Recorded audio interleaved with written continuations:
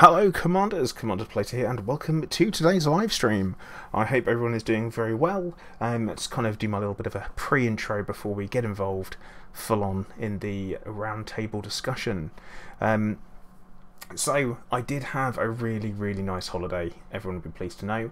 I managed to avoid getting sunburnt completely, which is absolutely amazing. I'm honestly very impressed with it. Mrs. Plater can't say the same, unfortunately, but that's down to me wearing a hat, I think. I think it's the only thing that saved me. But there you go.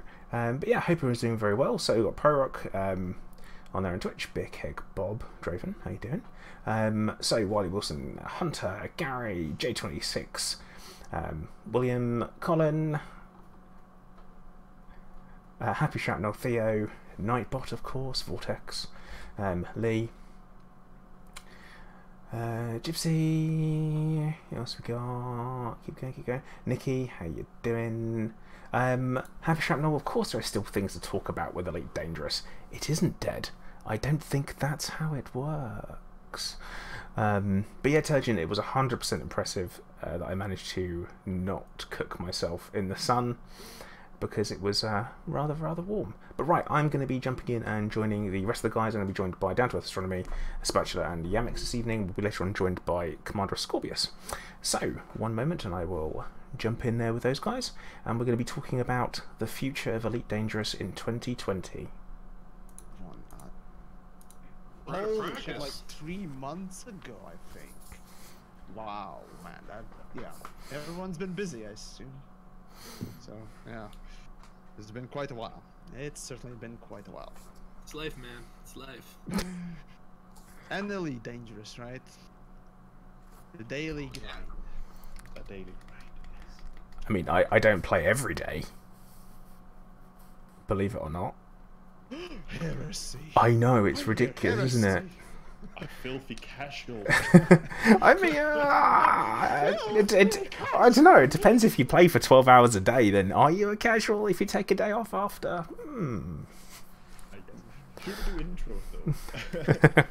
Right. So, yeah. So, well, in general ways and whatnot else. So we are today gathered for yet another installation of Creators Roundtable, or little collaborational stream thing that we now kind of used to do more back in 2018. It's a bit of slow news here, okay? Yeah. So this is why we haven't actually been, making any of these things. But regardless, we'll try and do our best to sort of talk about really the only and the key news piece that we are all quite familiar with by now. Regardless, today we are joined by the one and only Down to Earth Astronomy, Plater, and Spatula. Say hi to the folks, of course. Hello. Hello. Hi. And oh, right.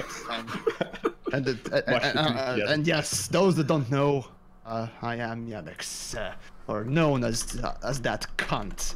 Or something. Well, anyways. God, my PG rating. I should have known. Oh. No. 5 seconds and you already dropped the C word. What kind of 5 seconds? It's been more or less about 10 minutes. Yeah. Well, Time flies when you're having fun. So yeah. Well, anyways, essentially we're just here to sort of spitball some ideas and I suppose discuss a little thing called the future of Elite Dangerous after a couple of little interesting news pieces got dropped on, in general about Elite Dangerous. So if you haven't followed Elite Dangerous news or what to expect from the game, developers a while back came out. Actually, it was on the 1st March? Yeah, it was 1st of this month, actually. Just a month ago. Right. Mm-hmm. Yeah, it was almost a month ago. The developers came out with the statement that, well, essentially, they are preparing to make a big... actually, hold on. Let me just quote this, because it, Make Elite greater. actual. Right, so... No, just let me just pull up that new forum and read exactly how they mentioned Wait, it. will this violate Article 13? You're not supposed to quote anything anymore, Oh right? no, it's okay. We've Oh, we yeah. still Who have cares? 2 years, and I don't know if you heard the UK did leave the EU. Oh, sorry, they didn't. That didn't happen. Oh, also Europe Parliament can go fuck itself, honestly. But anyways, That's You my open the life. door for the cat. And it doesn't want Right. to go out now. right. Right. So I got the link here open. So, anyways, back in August, we mentioned that that team had begun work on the next major era of Elite Dangerous. We believe that this will be the defining moment in the history of the game, and it will be our biggest update yet. So that's how Frontier themselves describe this so-called quote-unquote next era, or the next big update for Elite Dangerous. They also follow up with mentioning that this particular update will be coming at the latter half of 2020. So, you know, a big update is coming in about 2 years. Everyone's like, okay, fine. But as you keep on reading the post, it's becoming more and more clear that developers are really not going to be releasing anything major up until that point. And in fact, they do clarify that a little later there. As a matter of fact, they did mention that the majority of the development team will be working on this big update, and a smaller team, let me find the quote here. There we go. Let me quote that real quick. As well as the team of developers working on our next big milestone, we also have a smaller development team focused on adding to the improving the existing game between now and that time. This will take the form of regular updates and development supported events. So those would be the news in bigger sort of bigger way and what it does. English can good now. Now, are you looking at the post that they made in August? Because August is when they sort of announced they were going into pre-production. Or are you looking at the more recent one? This is the latest one. This is the one right. on the 1st March. Actually, I can post the link in my chat at least. You got the links on your own. Okay, so I yeah, guess whether but just people asking why we're reading up for something we already know. It's just to get everybody up to speed. So in case somebody haven't read or didn't know, we're just gonna get everybody up to speed with that. But I guess the question is, should we start with expectations and hopes and dreams for 2020, or should we start with the coming year or year and a half, actually, of Elite? Because there is some interesting things, I think, amongst what they're gonna do. Well, let's be factual, I suppose, and do mention what we can expect, I suppose. Yeah, So let's go with that. What they have said they will do in the coming year, until the 2020 update at least, is first they will focus on the new player experience, which obviously is not something that's going to affect the existing players very much. And then they would also move on and begin to work on quality of life updates, like smaller quality of life things. And I read that as saying we are going to try to get rid of technical death, because they have a lot of that.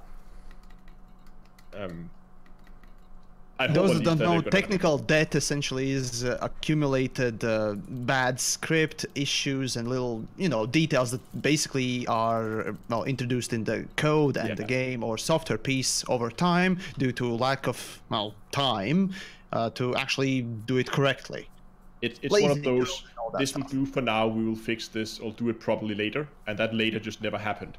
And there's a lot of that stuff in Elite, stuff that really could use to be polished out a little bit, and I hope they're gonna use the next year to polish that out a little bit more. And yeah, I mean, quality of life updates is always welcome, in my opinion. I would say that the new player experience is still very, very similar to what it used to be. When I first started playing, there was no tutorial missions whatsoever. You were just dumped in your ship and off you go. So obviously the tutorial missions, great start. But they could really do with almost an introductory storyline. I feel like in the when you first kind of sit down in your cockpit, maybe something a little bit voice acted, a little bit story driven to start off with, just kind of embed you in the universe a bit before they dump you off to go and trade your first lot of slaves. I think there is a chain mission now when you start a new account. But it's very basic. It's like, here, deliver this, and then there's a follow-up mission. At least there is something now, but I wasn't very impressed with it when I started my second account. I actually tried to play through the Try to play through the tutorial just for fun to see what it was actually like. And the problem is, you really need to be experienced in Elite to understand what's going on in the tutorial. It's basically just telling you push this button and then stuff will happen, and you don't understand what that button does. It just says push that button. No. What it says is you need to do this thing, and it doesn't give you info on which button to press. Right. Well, okay. These days it actually does. Just check the key binding menu. It's nice and clean and simple, and you'll find everything you need there. Oh, don't do that. I think it's definitely clear that the new player experience definitely needs an overhaul, and I think it's a good now that they're hopefully getting some time off to fix, like, again, would be an example of technical debt, something that this is okay for now, we will fix it later. Sure. I do feel like it's a bit of a, another thing that they're trying to get in place that will benefit more that next big update in 2020, because that's where, you'd expect to see an influx of new players. But, hey, I'll take it. Yes, the game is as polished as it can be, and hopefully, if box-free, but less box than it has now. Yeah. My hope would be that, as they're adding, features for new players, some of those might end up having some quality of life for existing players. Yeah, exactly. Well, and there's actually a little side note as well in that particular forum post as well.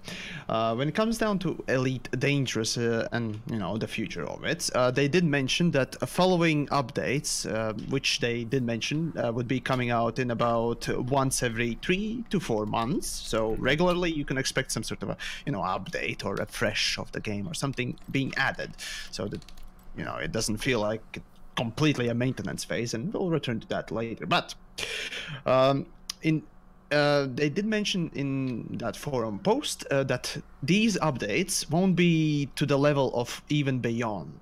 So I assume they're not talking about the content update, which were basically just add a new ship or add a few missions and that's it.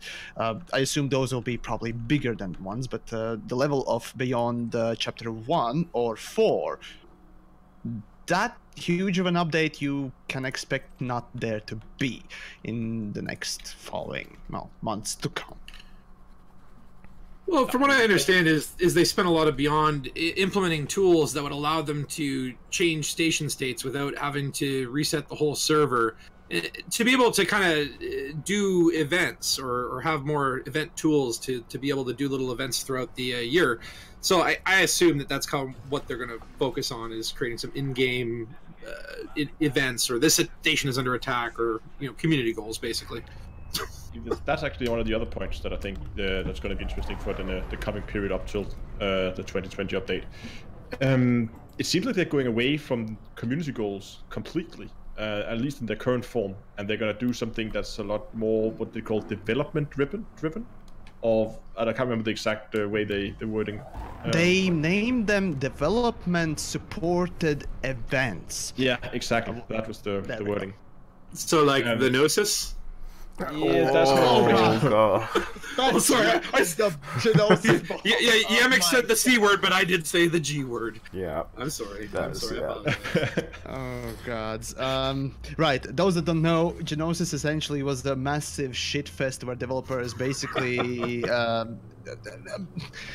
screwed over the story, narrative, and in general looked extremely incompetent, making a lot of people actually angry, and in general just didn't do things at all properly. For reference, you can always Google things and so on. Anyways, now we're not exactly talking about that. Right. I don't know. Fuck it. I'll just continue on my little thingamajig. So the whole new player experience. Now, of course, a lot of people would have mentioned previously that be that forums, Reddits, and what else that these tutorial improvements and new player experience for a 4-year-old game seems kind of late, doesn't it? And yeah, that's kind of the case. But I don't know. I want to be optimistic about it because, well, hey, Elite Dangerous overall is an interesting game and definitely one of the best ones, and quite indeed, as we all are here, we can represent how much there is to be done and how much good stuff there is. So yeah, is there time spent best on new player experience? Considering that there will be a big update coming, yeah, I suppose. On my part, surprise, surprise, but I'm somewhat hopeful for something to come. Well, we'll see how they develop it, so I don't know. But I think it's pretty clear that, I mean, it seems to me what Frontier is doing right now is they're kind of putting Elite on ice a little bit. Maintenance phase, literally. Yeah, it's basically a short maintenance. It's a 1-year maintenance phase where they're just keeping the game alive. They're just like ironing out the bugs that they can, and they're polishing up the game so that once they're ready at the end of 2020 to revive the game, then the game is at its best at that point to support whatever new features that they're going to add into to the game at that point. And of course, it would make sense that one of them would be new player experiences because, well, I would assume that they're expecting a lot of new players, a big influx of new players to come in. And of course, they want to make sure that the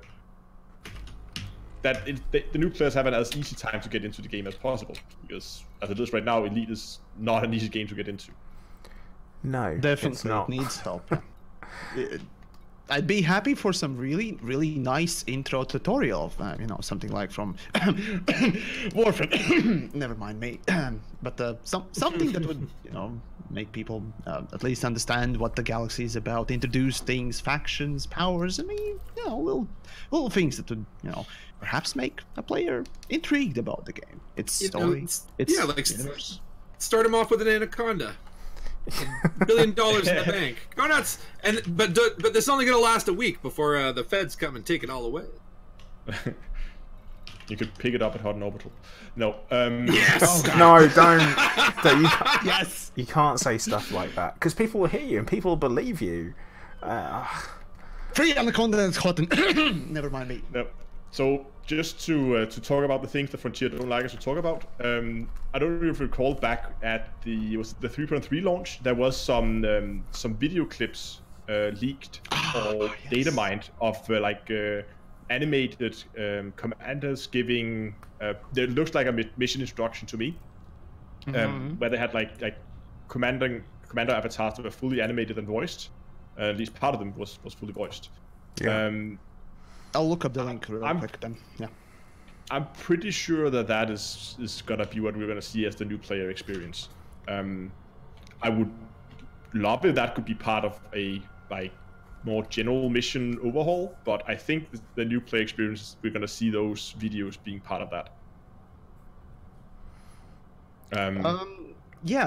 Those that don't know what it was on, one of the updates, essentially, developers included a couple of peculiar, let's just say, sort of cinematic pieces, and quickly removed them. But it wasn't data mined, folks. It's nothing typical. It was you could literally unpack or open with any of the archiver tools, one of the game files, and literally extract it. That's it was just a zip file. Okay. It was sat in a folder, and you could literally pick it up and drag it into VLC player, and there it was. And I'm going to admit, I did it. Link. It was interesting to see, and it was the same character in like 4 videos. Only one of them was voice acted, and it was it was all voice acted, but that was the only one with audio. Yeah. Yes. The other ones were was just the only animated. one. I think they were just they're not voiced yet. Yes. I hope that's gonna be something that's gonna be part of a new player experience, because it's a lot better than just a random NPC flying up to you in a ship. That you actually have a actual character, I think, talking to you. Yeah, definitely. It certainly is a bit more personal. That's for sure. That's for sure. But then, of course, there's also the argument that if they, let's say, they introduce something like that with like a character sitting there talking to you, voice acted, looks really good, looks really polished, and then when you come into the game and you get a mission, it's like a wall of text that you have to read. Well, look, that's where I was saying that, like, you know, they might implement that for new players, but then they probably implement it in a way that they could add it for more experienced players and engineering missions. And Yeah, stuff like that. it'd be So kind my of hope stupid is just to implement it for viewers. News, I mean. Problem is, Why not unless for everyone? Frontier gets access to to some serious text-to-speak tech, they're gonna have a hard time. I mean, they can't voice act every single mission in the game. That's simply just not possible. no.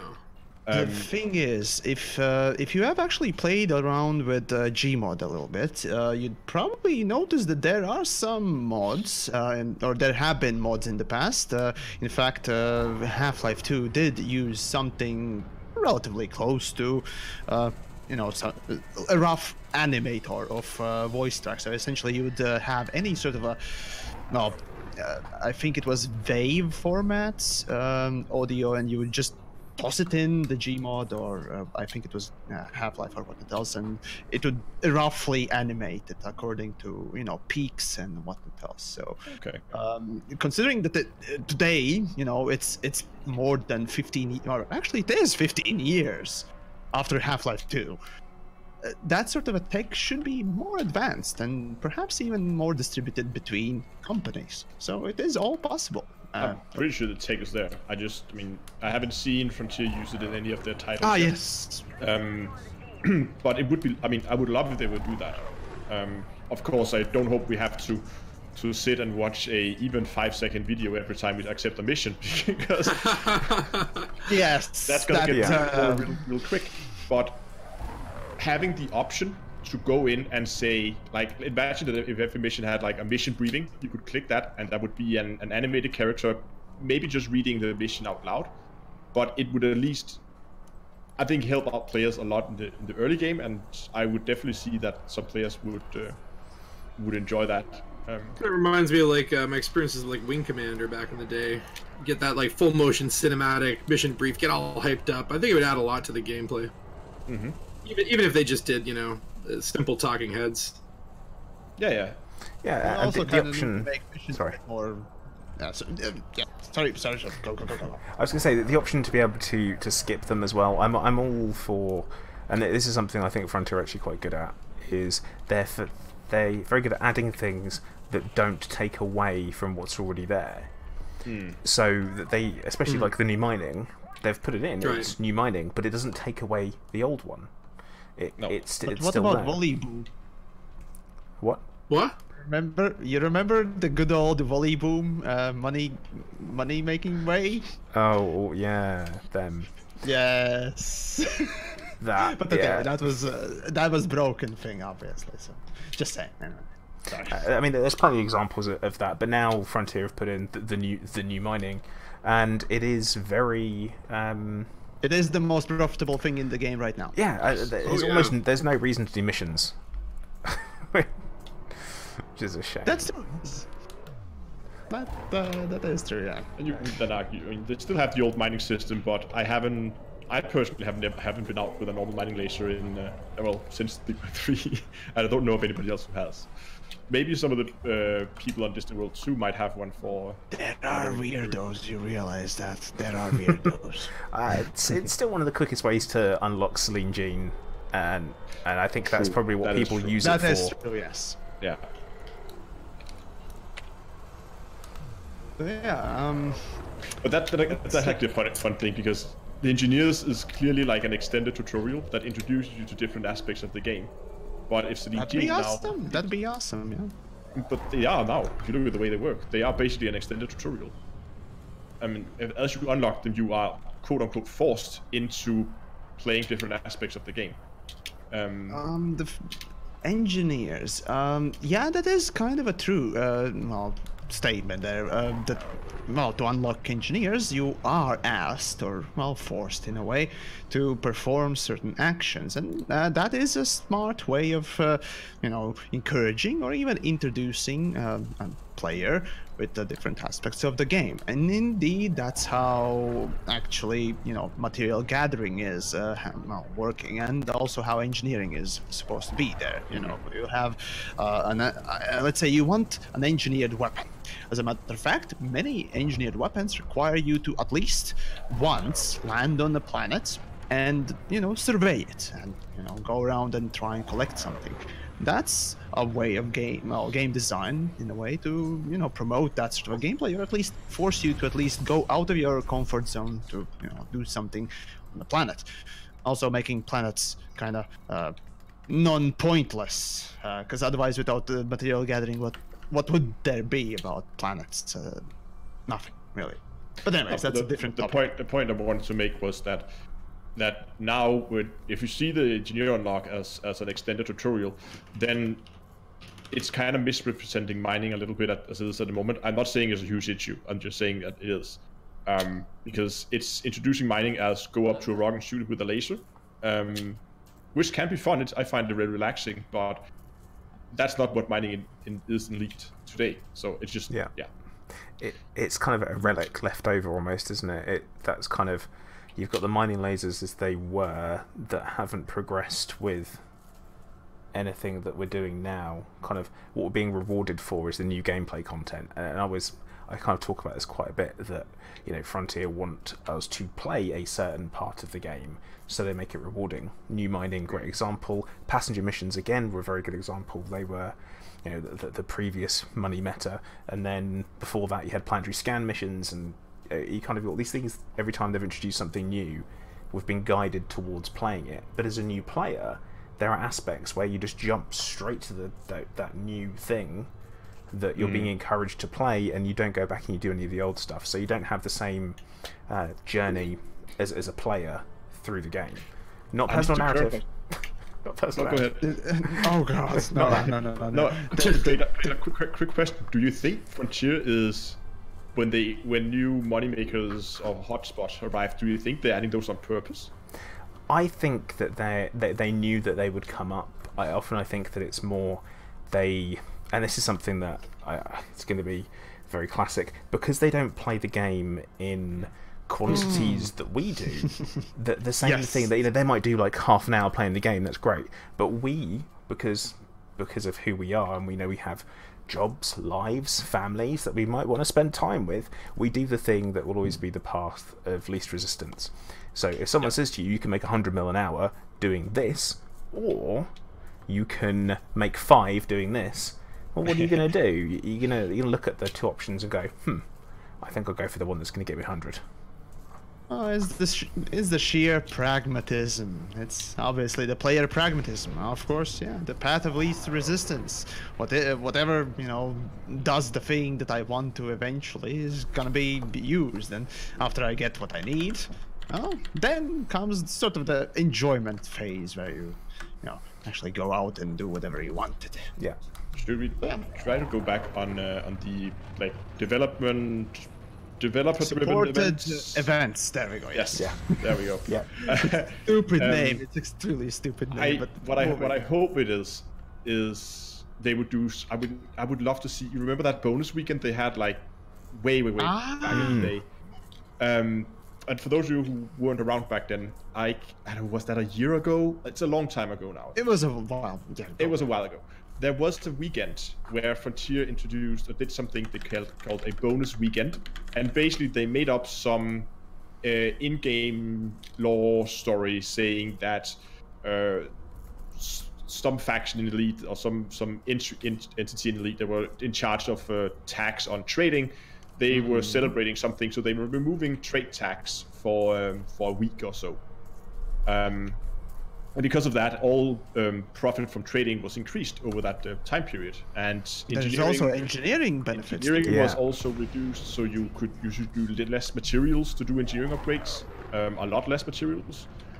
And that was great. I think it was such a great idea to both to give people some like a feeling that the galaxy is a little bit more alive, that things happen. Because to be honest, a lot of people don't really care much for the lore that happens in the game. A lot of people care. The problem is that it's super hard to even get into. And Codex, as a matter of fact, have been amazing tool for normies, like yours truly, as a matter of fact, to get into the lore. You know, without needing to read some fucking book or something else, or you know, the other games and so on and so forth. So it is a wonderful tool, and we need more of it. Because guess what, Elite Dangerous from time to time does have some amazing storytelling in few places.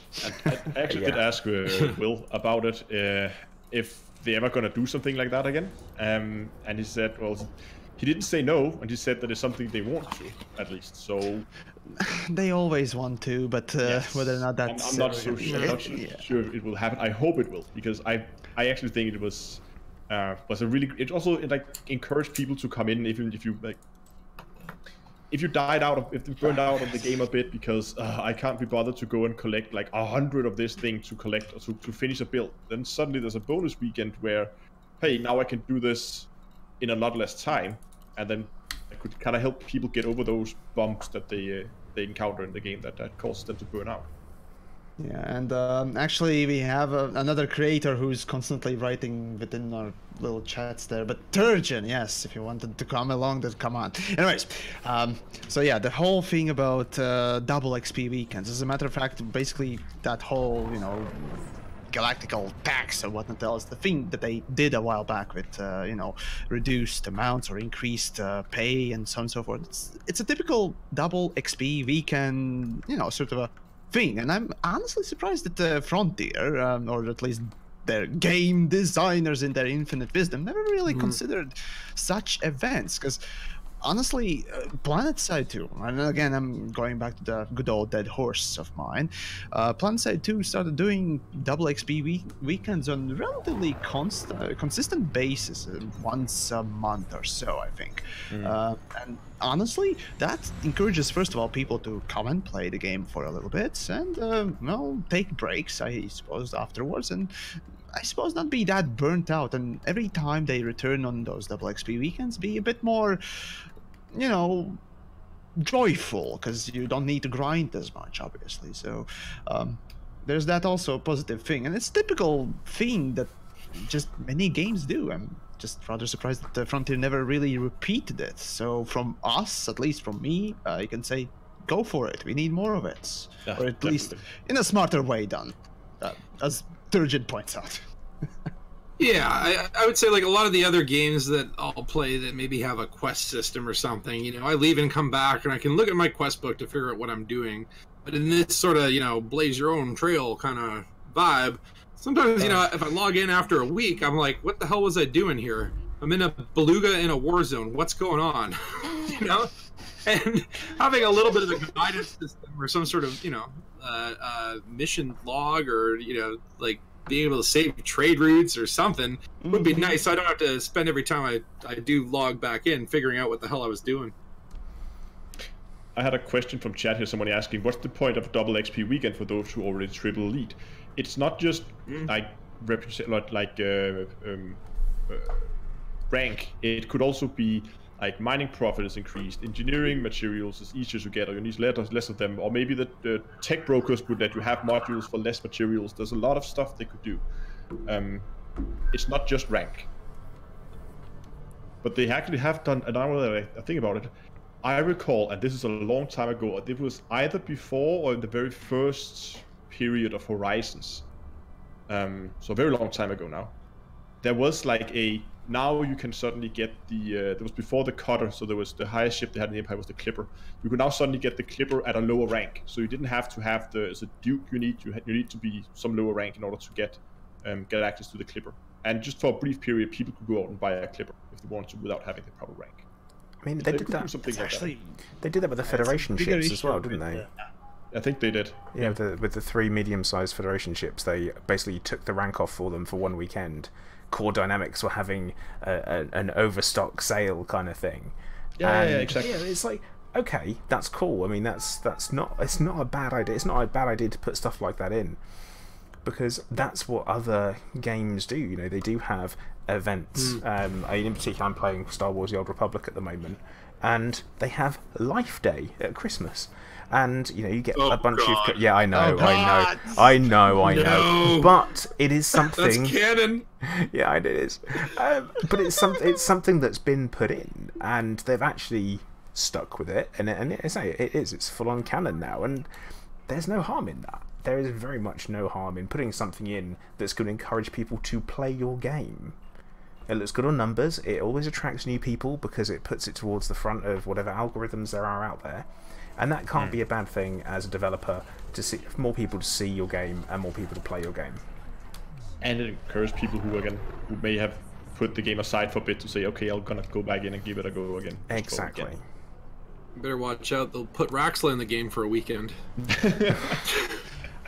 It's already in the game, as the developers have said, but it's probably a rogue planet. As for one weekend, every planet in Elite is Raxla.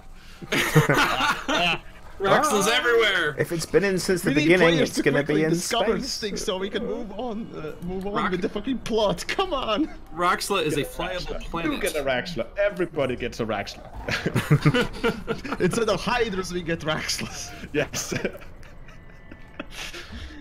But what do you guys think is coming in 2020? I know you don't like your speculation, but what are we getting? Flying moons, like you know, caves. So one thing that I think, and this is okay, so I'm expecting that they're gonna do at least the ice planets, which we know they took out of the 3.3. But now that they're doing, I mean, 2 years of development, I think they're gonna do a rework of not just ice planet, but most of the planets. Gonna get a rework.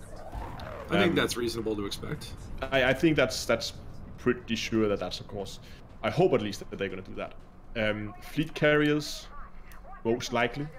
Also, they did say they tabled. Developers did say that fleet carriers and ice planets, the two features that were taken out of Beyond, and you know, sort of postponed for whatever time, developers have actually admitted, I think in the same forum post, I think it was the same forum post about the news of the Elite's future, that they are still in development. Now, mind you, we're talking about a company, and the phrase still in development is not necessarily it's gonna be released statement. Well, in the August post, they specifically said they pulled ice planets because it will benefit from a future terrain generator, which will be in the big update kind of thing. So it's very reasonable to assume that not only will be ice planets, there'll be other planets. It'll be regenerating terrain on existing planets too, and that ties into that. Now, fleet carriers, they just said it's been reprioritized as well, but it hasn't been dropped. Reprioritize. I don't think they actually worded it that way, but word reprioritized, that sounds about right as one other shitfest event. And that of course begs the question, if Frontier is building a completely new planet generator or terrain generator, I assume it's not just because they want the planet to look prettier than they already do. And that's probably going to be something going on planets. I already have people writing legs in caps in chat. And there is an interesting point in terms of with Space Lakes. We were actually discussing it over on my Discord server the other night. That Elite has very good VR support. How are they going to handle Space Lakes in VR? Because if those who try to do any games where you move around, where you walk around in VR, it can be very nauseating for some people. Yep. So how are they going to handle that? Are they going to say, when you are in VR, instead you have like they do on the Oculus Home thing, where you basically have like a pointer and you point somewhere, then your character teleports to that point, then you stand there. That's a solution I've seen to move around without getting nauseated. If you've been playing Lone Echo, I don't know if you guys have been playing that, but that's a zero-G game where you fly around in zero gravity, and for some reason at least, you don't get as nauseated when you're moving in zero gravity than you do with moving, like walking. So maybe if they're going to do Space Lakes, it's going to be purely zero-G. that's one point. I'm just saying, drop the fucking VR and let's just make a good game rather than just to pander to the fucking VR troopers, man. I mean, hold you're on, speaking hold to on. 3 people that have got VR. You That are.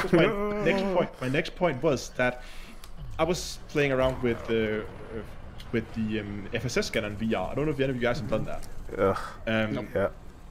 Yeah, Plato has, I can hear. So basically what it is it's just, you basically get out of your ship, and the ship is no longer rendered, so you're just floating around in space. And the whole interface is basically just like a big screen floating in space in front of you. It's not very well implemented, to say the least, in VR. So my point was that maybe if they are going to introduce space lakes, that I have a feeling at least that they're not going to focus that much on the VR aspect of it, and maybe focus more on the like normal monitor way of playing it. Well, here's where I think we should mention what other game just announced that they have VR. Oh, yeah. Which other going game towards announced VR. that it has a Beyond update? Yes. Beyond VR. Yeah. It wasn't gonna be long until we mentioned that, was it? And No. okay, so VR support for No Man's Sky. Cool. Another VR game that I already own. That's cool. I like that. I don't have to go and buy another game for VR, which is great. But why is it called Beyond? And also, have you seen the screenshots of have you seen the screenshots of them in the buggies on the planet that literally look identical to SRVs? Because to me, that's a bit of a is that some not so subtle shade being thrown over at FDev? Actually, the whole name should be a clue already. Oh, I refuse yeah. to So believe basically, that they were sitting at a in a meeting, and they were deciding on a name for the update, and someone suggested Beyond, and nobody said, "Didn't Frontier just do that?" They must have considered that. Didn't Star Trek just do that? Oh god, yeah. It's like, are all the sci-fi writers in the world just pulling names out of the same hat? They use the same random seed for their random generator.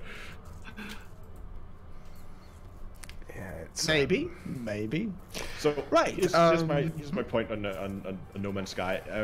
I think it could be really great. I mean, VR works great in Elite, and No Man's Sky and Elite has some similarities. However, Elite was developed with VR in mind. Not necessarily for VR, but at least with VR in mind. And all the other games I have seen so far that was initially developed without VR and then that was added later has not been very good, to be honest. And that's why I'm a little I've reluctant. heard the same thing. Yeah. I'm a little reluctant to be too hyped about the No Man's Sky VR thing, because I have a sneaky suspicion that that taking a game that wasn't designed for VR and adding VR, I'm not so sure. I would love to be proven wrong. Also consider the fact that No Man's Sky is extremely colorful comparing to pretty much every other game out there, and having that being strapped to your eyeballs for hours.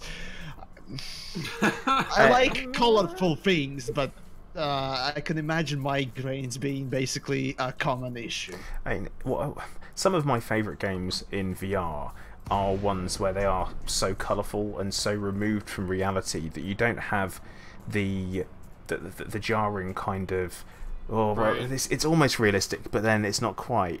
But I prefer it that they go completely the other direction. There's a game called Accounting Plus, which is absolutely ridiculous, made by the same people as Rick and Morty, and it's like being in a cartoon. But because it's so far removed from reality, you find yourself getting immersed in it a lot easier than you do a game that is based on, something realistic. Which I'm all for. I think that's a good thing. How that's going to work in a game that is built, to be played in first person, third person, then VR, without a real flight model and all that kind of stuff, I don't know how that's going to work. And also how they're going to work their really forced field of view that you have in No Man's Sky. Oh, Where God. you know, are you going to be able to see your arms? You're not going to be able to see your arms. You're going to see your hands floating around. I'll give it a go. 100%. I have arrived. Scorpius finally joins us, ladies and gentlemen. The one and only Commander Scorpius. Traffic is a bugger. Who's actually on a bit of a Space Legs mission at the moment, aren't you? Aren't you, Scorpius? I am. I'm glad because I was actually listening to the stream while I was driving home, and yeah, good points made, and not so much negativity apart from you, Spatula, throwing all the shade. What's going on? Appreciate your approval. Grandma. Is that a challenge right there? No. No challenge. No, it's not. No, I'm just joking. We speak people about this game because we love it. all I'm saying is I'm proud of you. You kept it civil. It's amazing.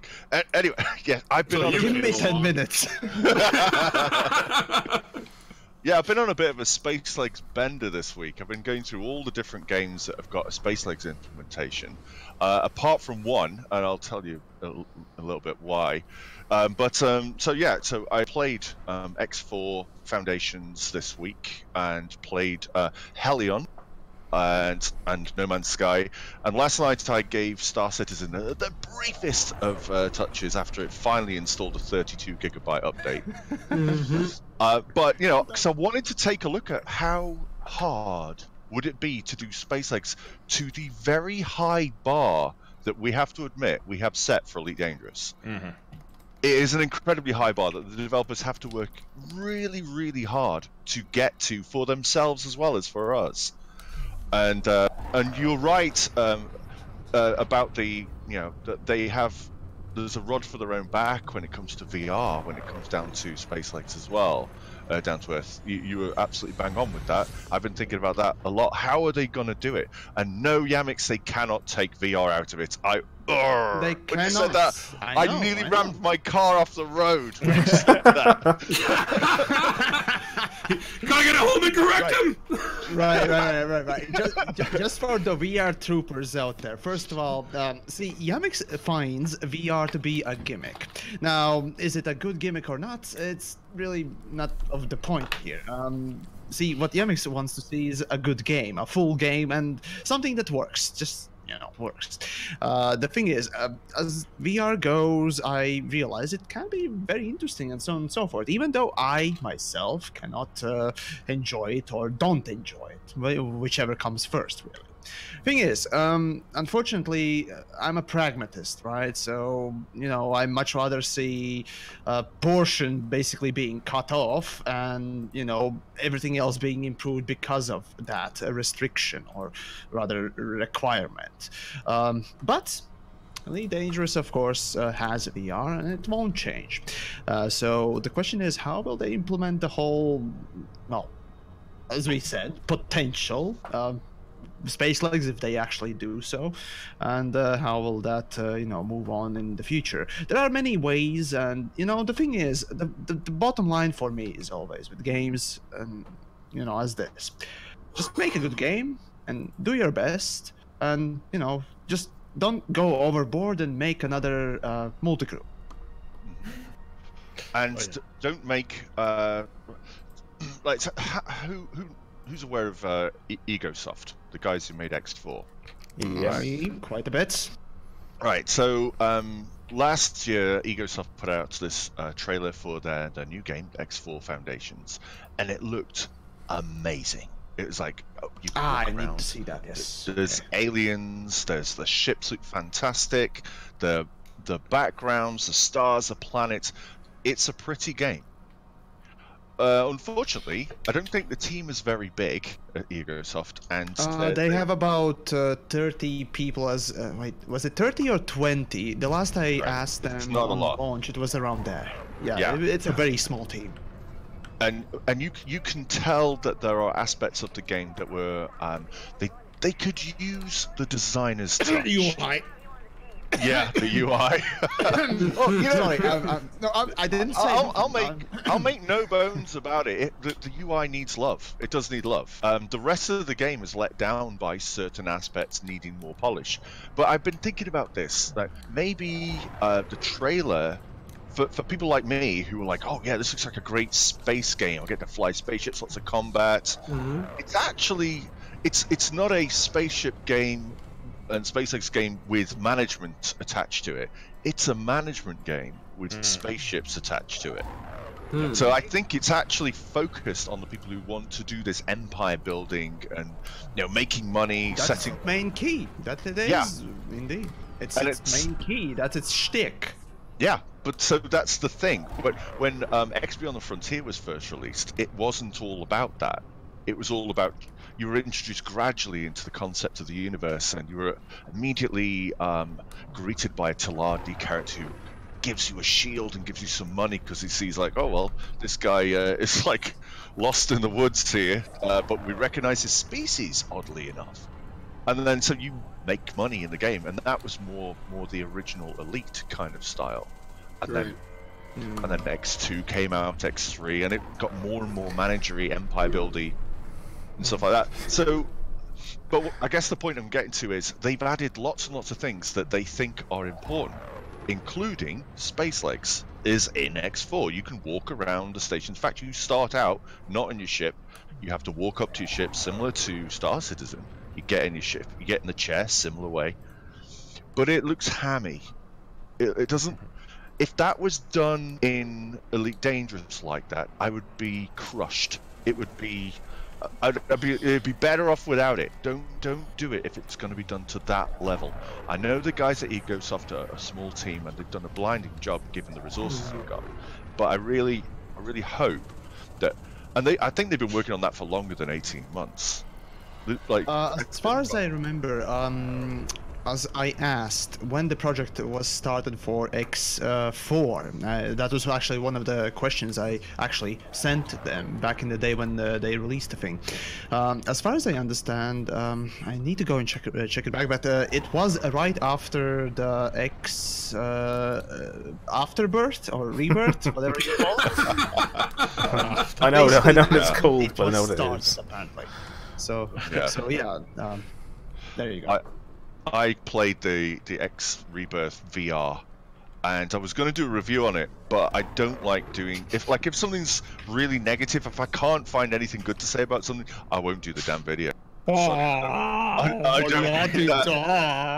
don't need that in my life. And the fact that the X engine is not good for streaming. You have to go out your way to make it, especially the VR. Yeah. The VR aspect was impossible. I couldn't stream it. It's like no way. I couldn't even get OBS to record it. It was just a nightmare. So I was, I'm getting triggered now just remembering this stuff. But I can see when I did my piece on it when it just came out. Nothing frustrated me, or rather angered me more than the UI, but technical aspects also got me quite close to the fucking point where I was just like, nope, I'm giving up. So, yeah. But I think I was more saddened by it.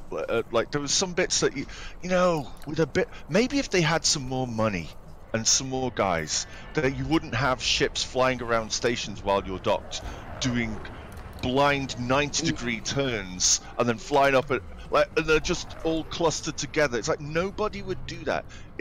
I'm walking around and I've got my immersion is being murdered by this stuff. Yeah. And you're walking around as well. The other point of SpaceX, how it's probably not a good idea, is on the station. So the stations are massive in X4. So you're walking around and you walk. They're actually the same size as Elites, as a matter of fact. Well, this is the point. Orbis and Coriolis are the same, actually. They've had to put damn travelators down, so like moving platforms, so that you. It's like, okay, well, I'm walking along this thing, just speed you up. I want to be able to get into those small cars that drive around in the inside of the station. You know, those circular roads? Yes, vehicles, wow.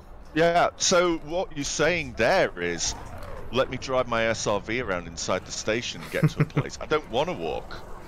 So you And don't when want, you do so you don't walk want around- space legs then, do you? Yeah.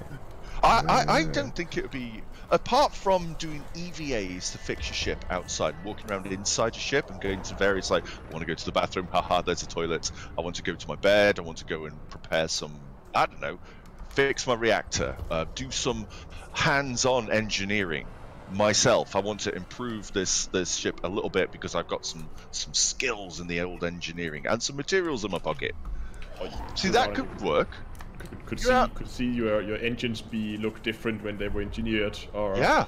like Well, wires sticking out here and there because they did a rush job. You did grade 1, and if you get grade 3, they look more. Yeah. Something Well, like. imagine you're out on Distant Worlds expedition, right? And you're out in the black, and there's no stations for miles and miles. Well, obviously miles and miles, light years and light years and light years.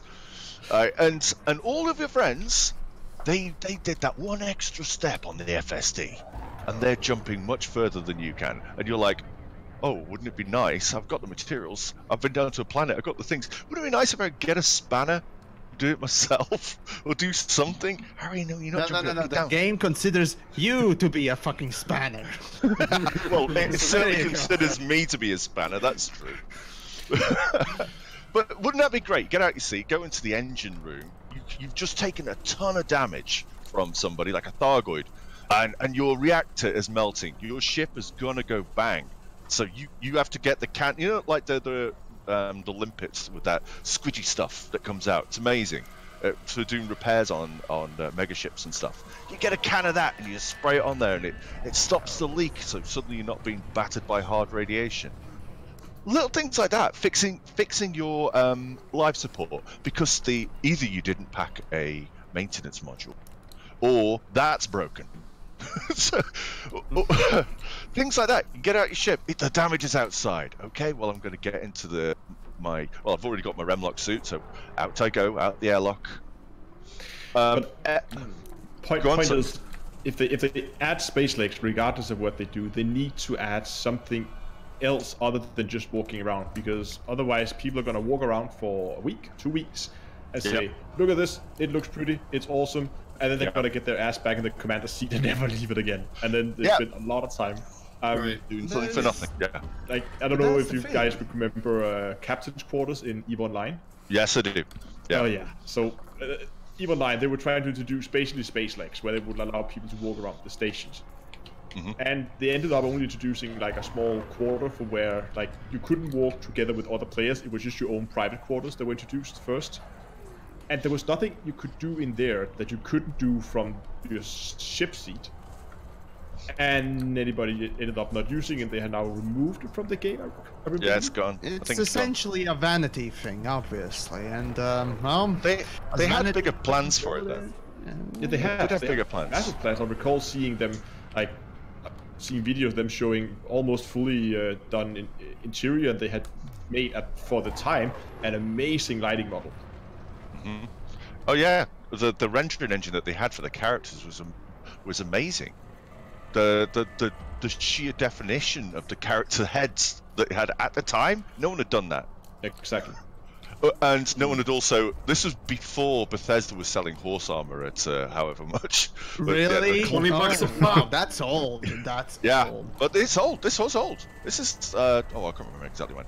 But the fact was they didn't understand the pricing model for things. They did have this buying kit, cosmetics and things for your character, but it was expensive. They didn't know, and that was such a backlash for that. So. Anyway, I think we've touched on that before. The thing with the space legs, finish. Well, I was going to say, needing something else to do beyond just walking around your ship has to be something that you can't do from the Pilots Federation menu that you have in your ship.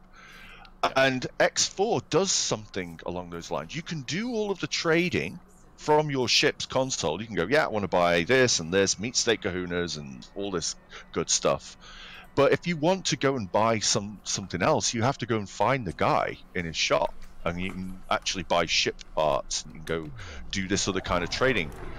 So black market stuff could be a thing, you're meeting a shady guy. He's going to stick some narcotics on your ship, and you've got to smuggle them somewhere. That'd be perfect. Find a shady bit on a planet in a base. Those big circular donut bases, they've got lots of nooks and crannies. Mm-hmm.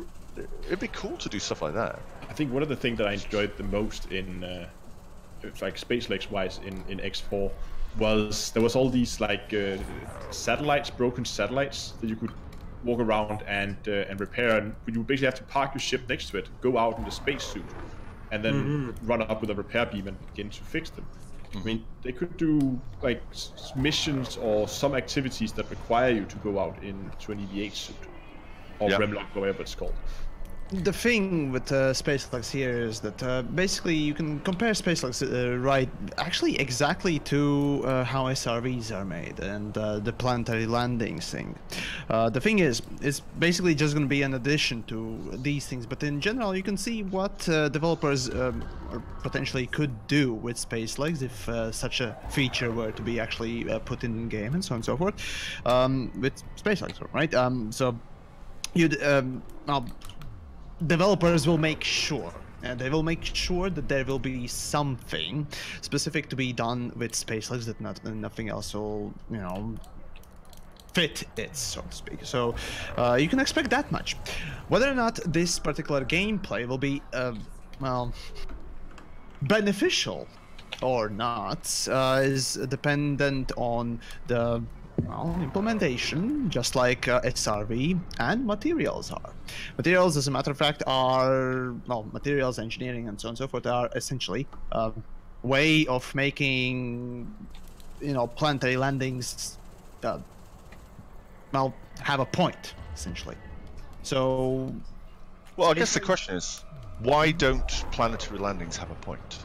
Okay, going down there, the pretty to look at a sunrise and driving up mountains is fun. Yeah. But what could they do to that? Maybe that's something that's coming. If they're doing a new terrain engine, maybe the whole purpose of going down to a planet is going to get a revamp. I don't know about that. That kind of guides us towards one of the other things that people often bring up when you talk about space legs, which is atmospheric planets.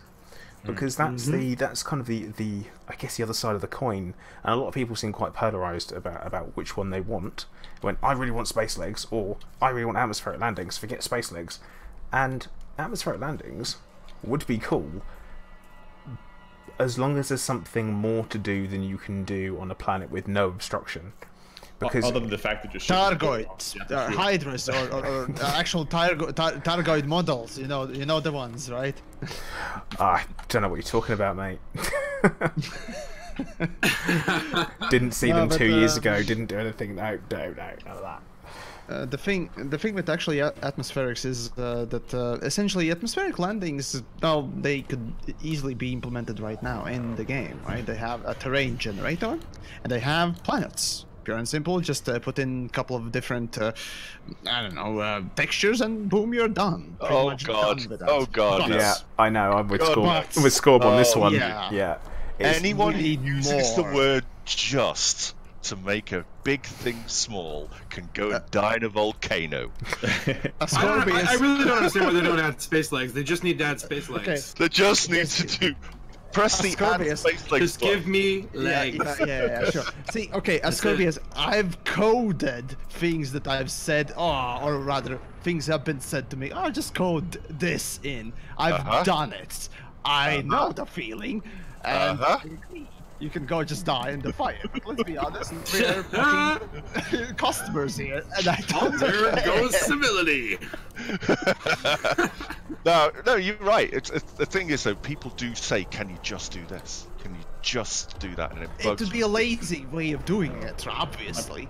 How hard can it be? I don't want anything else but space legs. I don't even want a space body or a space head. I just want the legs. You just want to be a pair of legs walking around. No head. No space head. That's a different game. No, but the point is, as we did just to have that one up. I think they would have to add something like substantial to make it worth the while doing space legs. And I'm not even sure if we're gonna get space legs on like all environments. So maybe we're only gonna get space legs on stations and ships, or maybe we're only gonna get it in some other areas. not necessarily. I'd be fine. It would still show great progress. Like, you know, even if it's like, well, we're only giving you space legs, but in stations, the rest will come later. It's like, holy cow, things have moved forward light years. The dangerous thing with Frontier, and we will add that later, is historically it has a tendency not to. Yeah. Well, it's okay to test the water on something, isn't it? You start adding something, and if it's not fun, don't add it anymore. You know, Like multi-crew. Well, SRVs. I mean, what's multi-crew. You were talking about technical debt earlier on. Multi-crew is one of those things. That's... It's kind of what stopped multi-crew being fun. The fact that you could never get in your friend's ship. The fact that it was so buggy, and that is what stopped it from being... Because actually, you know what? Flying your friend's fighter whilst they're in the mothership is actually alright. It's not that bad. The fact that it takes you 12 hours to get into the ship with them, and then once you're in it, heaven forbid you should do anything that you shouldn't do because you get turfed out. And that's the real shame with it. It could have been great. It had great potential. Unfortunately, it was never realised. And as mentioned before about the servers and the community events, is that they literally just shit the bed whenever people try and do something in large quantities, and that stops, in my mind, Elite going from being it's a pretty good game to being a very good game. It's still got a little bit to go before it becomes a great game. A very enjoyable game still, but I feel like there's a little bit more there. Someone's mentioned in my chat like CQC. I'm like, yeah, CQC, bloody great fun. If only it was integrated. There's no depth to it. No, the thing is, CQC is integrated just fine. It lacks normal features as like friendlies. But anyways, aside from that, CQC is a good example of just a slapdash sort of design idea and empty design. Sort of there's, okay, we have an idea, we made it, but there's literally just no depth to it. There's no real purpose for it. There's just, it's there, it does the thing, but is that it? Is that it? That's why you need your integration to see why it has the effect. If there were CQC missions, for example, or there was something in it. I know, a CQC storyline, a place where you could go and you could see CQC happen, or you know, anything like that. A little something more to make it worth your time. Even the credit rewards would be much better. In-game championship for lots of money. Yeah. The thing is, the CQC was after all, it was close quarters combat, right? It's the whole name of it. But the thing is, it still is sort of presented as a tournament. So obviously, developers kind of expected, you know, players to play it, and expected players to, you know, keep on doing so up until seasons and whatnot else. I think Frontier just simply saw other games having they have like tournaments, or they have seasons. And yeah, let's do the same thing. And but not. Does anyone remember the £100,000 tournament they were going to do? What? Yeah. Okay. So here, when CQC was first introduced, it was very much being proposed as a new esport, and I remember. Yeah. And they said, we're gonna do this tournament. The prize, the total prize pots could be $100,000. We're gonna fly to the, if you get into the finals, we'll fly to the finals and stuff. It's gonna be live. It's all gonna be on stage. And then it disappeared. And I was training for it, so I had a real line. I went, actually, something I might be able to do, but it just disappeared. And I was like, well, but why? Which year was it, if you remember? Oh, I want to say... It was 2015. That's when CQ came out. Okay. So it was 15. Back in those days, so it was 2015, Battle Royale wasn't a thing. I still remember quite clearly at the time, even in Planet-Side 2, as a matter of fact, such thing as esports was actually making big waves. So in general gaming sort of industry as a whole, these tournaments were actually a thing, an upcoming big thing in entertainment in general. So obviously companies were looking to different ways to sort of replicate the success of Counter-Strike at the time. It was Counter-Strike and League of Legends, as well as Dota. Those 3 games. Yeah, StarCraft 2. Also, yeah, actually that one too as well, right? So sorry, but in any case, tournaments and this esport was an upcoming thing, up-and-coming, thing to cash in on. And obviously Frontier, being a company that follows everyone, not leads anything, they figured, yeah, let's do it as well.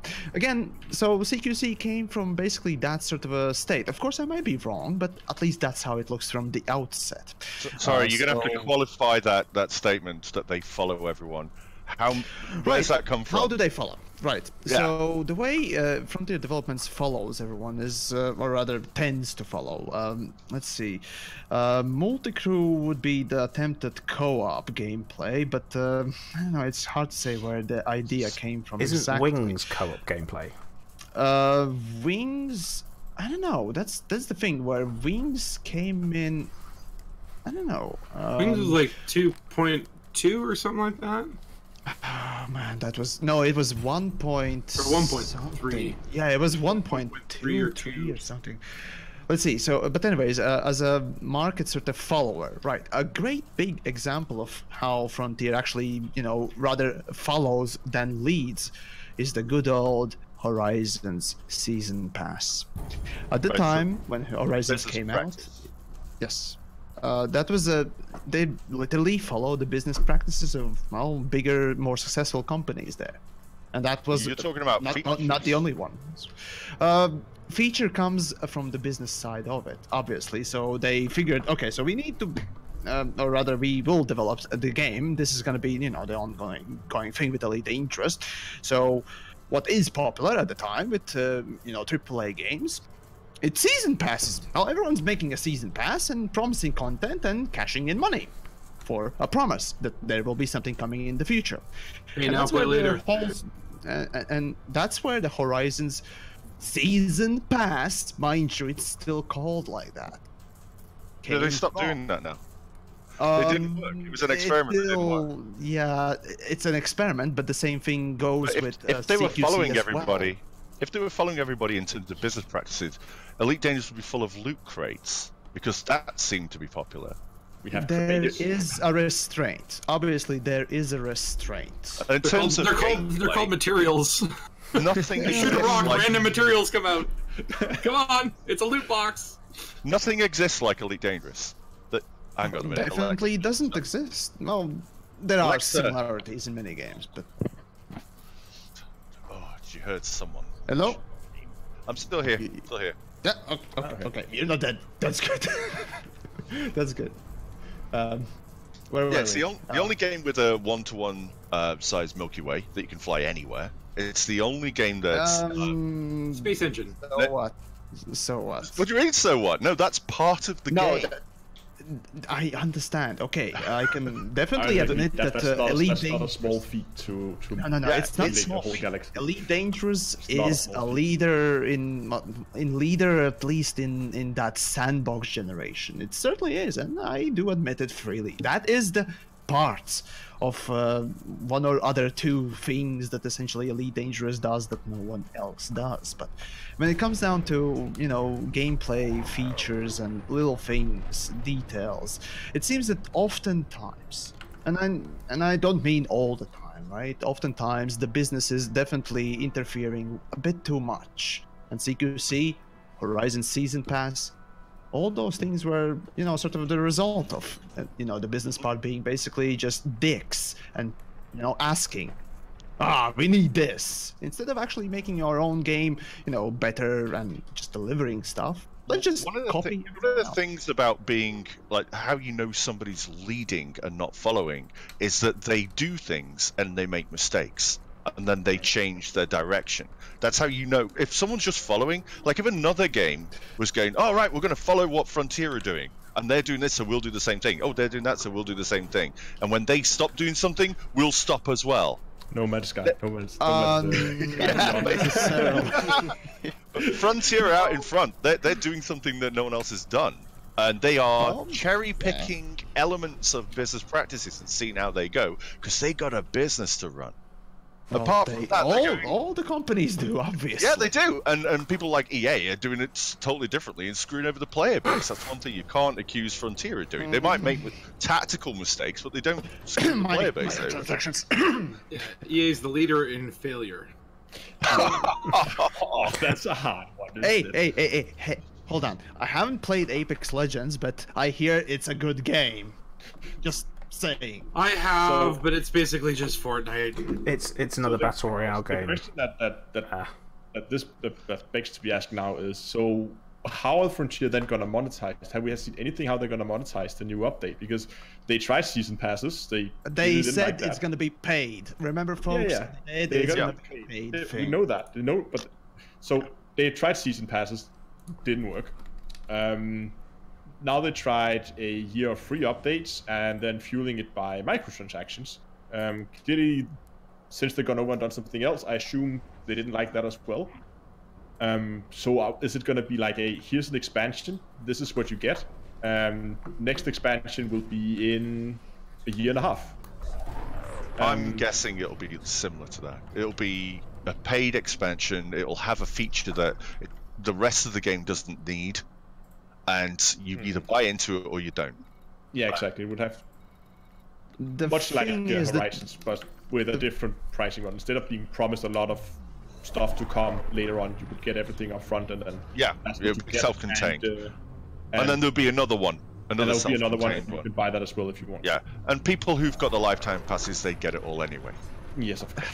the poor Otherwise, lifetime there will be a lot of pass active people in the expansion, forums. guys. But it's like that's something that promise they've made. The season pass idea, they have delivered on the Horizon season pass. We've had content for all this time. Yeah, I don't think anybody's complaining about the content they got for buying the Horizon Season Pass. We got something more than we were promised, and we also got beyond. Yeah, and other games companies that have done the season pass thing, a lot of them have failed. A lot of companies have gone down their tubes. Well, they haven't failed. Failed yet. Well, No, depends. financially failed. I'm talking about Financially, no. No, obviously they didn't financially fail, so they're still in the green plenty. So who was the company that was doing all of the stories? They did the Walking Dead, they did the Batman one. Telltale. Yeah. They had the season pass model, and right, Telltale is a bit an interesting sort of a crash. It essentially was a company sort of imploding because of their rapid growth, rather than just season passes being pushed forward. It was more to do with the way the business itself was structured, rather than the way they did business. So I do think it's part of the season pass phenomena, though. It is the buy it and it will come. So they get all the money up front, and they go, right, we've got all this money, now we've got to build it. So then they spend all the money, they got to get another gig. Oh, more season passes, buy it and it will come. And then, so they're doing all these episodes, and they take ages. Maybe they underestimated how long these things took. Again, rapid expansion. They employed a lot of people, and that was sort of the thing. We have too many people, and we're just not delivering things fast enough. Shit, and we close down. So if it is a paid expansion and you get that area functionality, that new stuff, and then you've got that seems more honest to me. It's like, okay, I bought that now. That's I love expansions when it comes down to the sort of a more typical business practices of today. Because DLC is, well, depends what you consider DLC. But the problem here is that something like Horizons was honestly, well, just bad in general. For us consumers, they were promising, we're gonna put in this and whatnot else, and trust us with your money for next 2 years. We're gonna deliver that stuff, or in the next 2 years we're gonna deliver something, and you just can sit there with your thumb up your ass and hope that they will deliver something that is worthy of it. So 2 years for that money and trust, that's where, in my opinion at least, they failed with Horizons. As a matter of fact, by the end of it, the last update for Horizons was, well, just basically a small content patch. Yeah. So, well, I don't think they. I would argue that they threw Beyond in, right? So they made up on that. They made good on that. I would say if you put Beyond and Horizons together, like that's a pretty massive update from where we were. Mm-hmm. Beyond is a separate thing. It feels. The thing is, free. It was an apology in some ways. Yeah, it was basically like we didn't do enough in Horizons, so we're extending it beyond Horizons. Yeah. One could argue that Beyond features were already planned for Horizons, but you know, without the actual facts, it's just. Then we still got it. We got it for free. Yeah. So I don't think it's that. Nothing's for free. Look at mining, look at exploration, just from the last Q4 update. Look at the new ships. Like there's a lot more that they've added. It took them, twice as long. It took 2 years instead of 1. But I feel like at the end of it, okay, well, we kind of got good value on Horizons. Like, it was only, what, 40 bucks, 50 bucks? If it was so bad, why have I value. got 4,400 hours into it? If it was so bad. That's your personal thing, and that's personal anecdotal evidence. My Personal friend. You realize narrative? No. Okay, I mean, you can say it's personal to Ascorbius, and then I chime in and go, well, I've got over 3,500 hours. And then I would ask you, how many hours do you have? Dun, dun, That's the thing. The good old argument of sunken cost fallacy, Right? No, I don't regret a single moment. Well, I have regardless, moments I regret. it's you. Yeah, it's your sort of perception of the thing. It doesn't mean that it's sort of all around good. But again, for future of Elite Dangerous, right? So the fear for me really, when it comes down to the whole 2020 update, is that they're just gonna push another fucking Horizons onto us. As long as they actually deliver plentiful content that, would reflect the price they are asking for it, I'll be fine, and I will support them. As a matter of fact, I won't ask for a review copy. I'll just go out and buy it, because guess what? I do want to support good development and good games. And that is a very reasonable statement to make. Actually. You don't say. Actually, if you think about it, As if I'm on the if you think about it, it would make sense if they did like an expansion kind of monetization model where you pay once, you get all the stuff up front, and that's what you get. Maybe you'll get bug fixes and stuff like that, of course. That's probably to be expected. But other than that, because then it would make sense why we're seeing such a long, not calling it delay, but time period between the current patch add-on to see the next one, because obviously they would need to develop it all. Like, so far Frontier has been, at least with the Horizon model, they got paid first and then they developed it, and now they're going from a model where they develop it first and then get paid once the patch is out. So obviously that's going to be how it should be. Yeah, but obviously there's a long. Oh shit! Interceptors here. Fuck. Yeah. Okay. Take your moment. Take your moment. Yeah, that's okay. I was just suddenly an interceptor arrived. I was got all carried away here. Right, they did. But no, that obviously means there's going to be a large gap, and that's the gap that we're seeing now, I think. So I think it's a reasonable assumption that it's going to be like an expansion thing where you pay, you get everything, and then there's an update. Then there's bug fixes coming up later.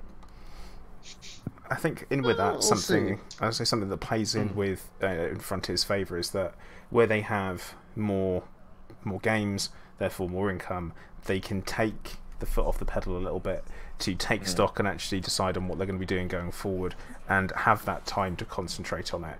And to be fair, when you're used to things being a certain way, like we've had it with Elite Dangerous, where we've had this drip feed of content constantly, all the time, updates all the time, extra things, keep adding everything, regular updates, and then suddenly someone says, well, you're not going to have that now. What we're going to do is we're going to work on stuff, we're going to once again take stock, fix some things, and then go back into it.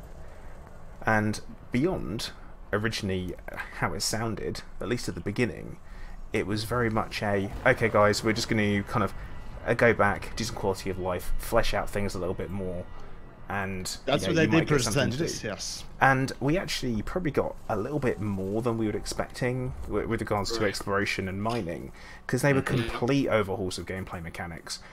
And Yeah. if we have... No, mining was an addition to the gameplay, not overhaul. Okay, Now, semantics. exploration was... Semantics. No, it's not a semantic. It is. It is. Bullshit. Anyways, carry on. But it's a... Well, anyway. And it gives you that kind of thought of, well, is that what we're going to see again? Is that what's going to happen in the future? Is that the reason why that's happening? Where they're having that big foot of the pedal, right? Okay, let's have a look to see what people want. Let's try and put something in that's going to give some really good, high quality gameplay, and at the same time, you know, we'll keep a couple of things ticking over with the community support, well, the developer supported events, which I'm still wondering what format they're going to take. Are we just going to have community goals where they're gone, yeah, go do them, because that's not really. That's what it's gonna be. I'm sorry, but that's this development supported thing. I really hope they're gonna I add can some read kind of it. reward to that, because if Give me a this, second. I'll fucking read it. So let me just read what the developers said about the development supported events that we're gonna expect soon enough. So, as well as community goals, we will also be using things like new scenarios, reputation and reward boosts, such as superpower reputation increases, background simulation, and galactic changes in game interactions, new game assets, and much more.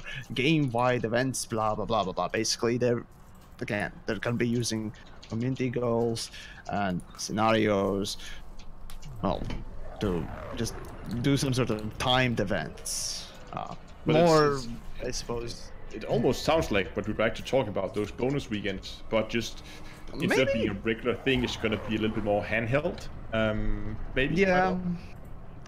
That's what it feels like. It's just going to be more directed in more, I suppose, personal way, and more sort of handcrafted, which is okay, but they are boring regardless already. So I'm not sure if they can actually make it. It depends what they're doing with it. I mean, this could be what we talked about earlier. This could be Frontier testing the waters, basically saying, okay, we don't want to invest a lot of time in making a fully automated system that can generate these events like at the push of a button. So what we're going to do is we're going to try this out. It's going to be a manual process. We're going to handcraft these events to start with. We're going to see what works and what doesn't. And then based on that, then maybe they're going to use that as a test bed to go out and figure out a way to basically overhaul the whole community goal system for the 2020 update, which we still really need a name for. The vision. The vision. Yes. Right. Actually, I have two somewhat depressing thoughts. So I can go with those. Only two. The number's coming down. Well, you know. Yeah, also getting good towards the end. He's got sub thoughts. So we want to hear them or not? How depressing are they? Am I going to need wait. a drink for this? Let's only hear one of them. Need a drink. Go. Okay, Okay, one split of them. 50-50 half. Can stop you halfway. Right. So first off, obviously, developers did say that you know, the next big update is gonna come in 2020. So up until then, we can't really expect much change. There will be some little things here and there, but that's about it. Think what will happen to the story of Elite Dangerous. Think what will happen to Targoids in that time.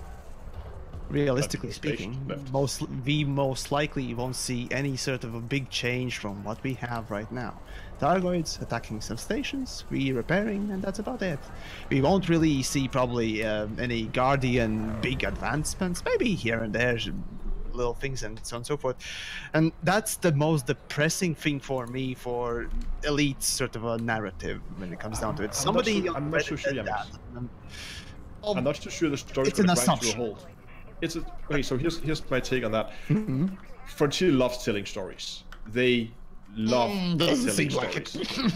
And it would be a fair assumption that now that they're doing a large update, that with it is gonna be some story-driven events, some story events happening in the game. But will they matter?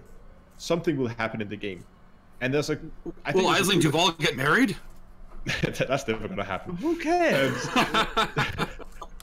Now, I think it's a fair assumption that, I mean, maybe the game is most likely the game is not in the law state that they want us to be. So there may be some events that will lead up as a kind of a we're gonna get. They want a certain number of things to have happened before the patch goes live because it would fit better in the story they want to tell. Of course. So I think it would be a fair assumption that there will be some story events that's gonna give us a teaser to what's gonna happen, because that's pretty much Frontier's two favorite things to do: teasers and telling stories. Oh, no. What they love with the teaser thing is not really teasing anything. They just love to show off their logos. Okay, they do have a large section of the teaser trailer speaking logos, but yeah. No, but the point I was making there was more to do really about the fact that, well, up until the big update, no big sort of events will happen to the story. And that involves, again, for the next 2 years, for the essential 6 years of development for the game, not a single, permit-locked region will be unlocked. We don't Well, know we that. don't know that, but that's an assumption here. That's a relatively predictable assumption, of course, but hey, I'd like to be proven wrong, so please, I'd like to definitely see what is in at least one of those permit-locked regions. It'd be interesting. That would be to please nice. Take a look. Wouldn't it? So But story who knows? isn't features. That's the thing. So they built a load of support for things into the game now. So they can now script these scenarios, which we've seen, like when you arrive at a megaship. Now, they're very simplistic scenarios at the moment, but they've got quite powerful tools now. So they should be able to script, and this is where the dev-supported events can come in, because you need a dev to write script. You push that to the server, they can download the script on your client, and then you start playing a part of this bigger thing. So instead of because we've had story for ages. Like we've had Galnet. Galnet is a wall of text. It's story. It's like No reading one books cares. in Morrowind. can read it back to you. Yeah, it can do that while you're flying around, which is a lovely feature. But it's not It a is a story that wonderful you are feature. part of. You're not part of Yeah. that story, are you? How nice would it be that as a Galnet article comes out, it also sends you a bunch of script files. So if you're in that system, things start kicking off. So you start seeing people fleeing a war zone. You start seeing all these events happening that you can take part in if you give a damn. If you don't, fine. I mean, to a certain degree, that stuff. Scripts are gone. It already happens. Yeah, like you go into a war system, you hear the chatter, and it's just not connected, right?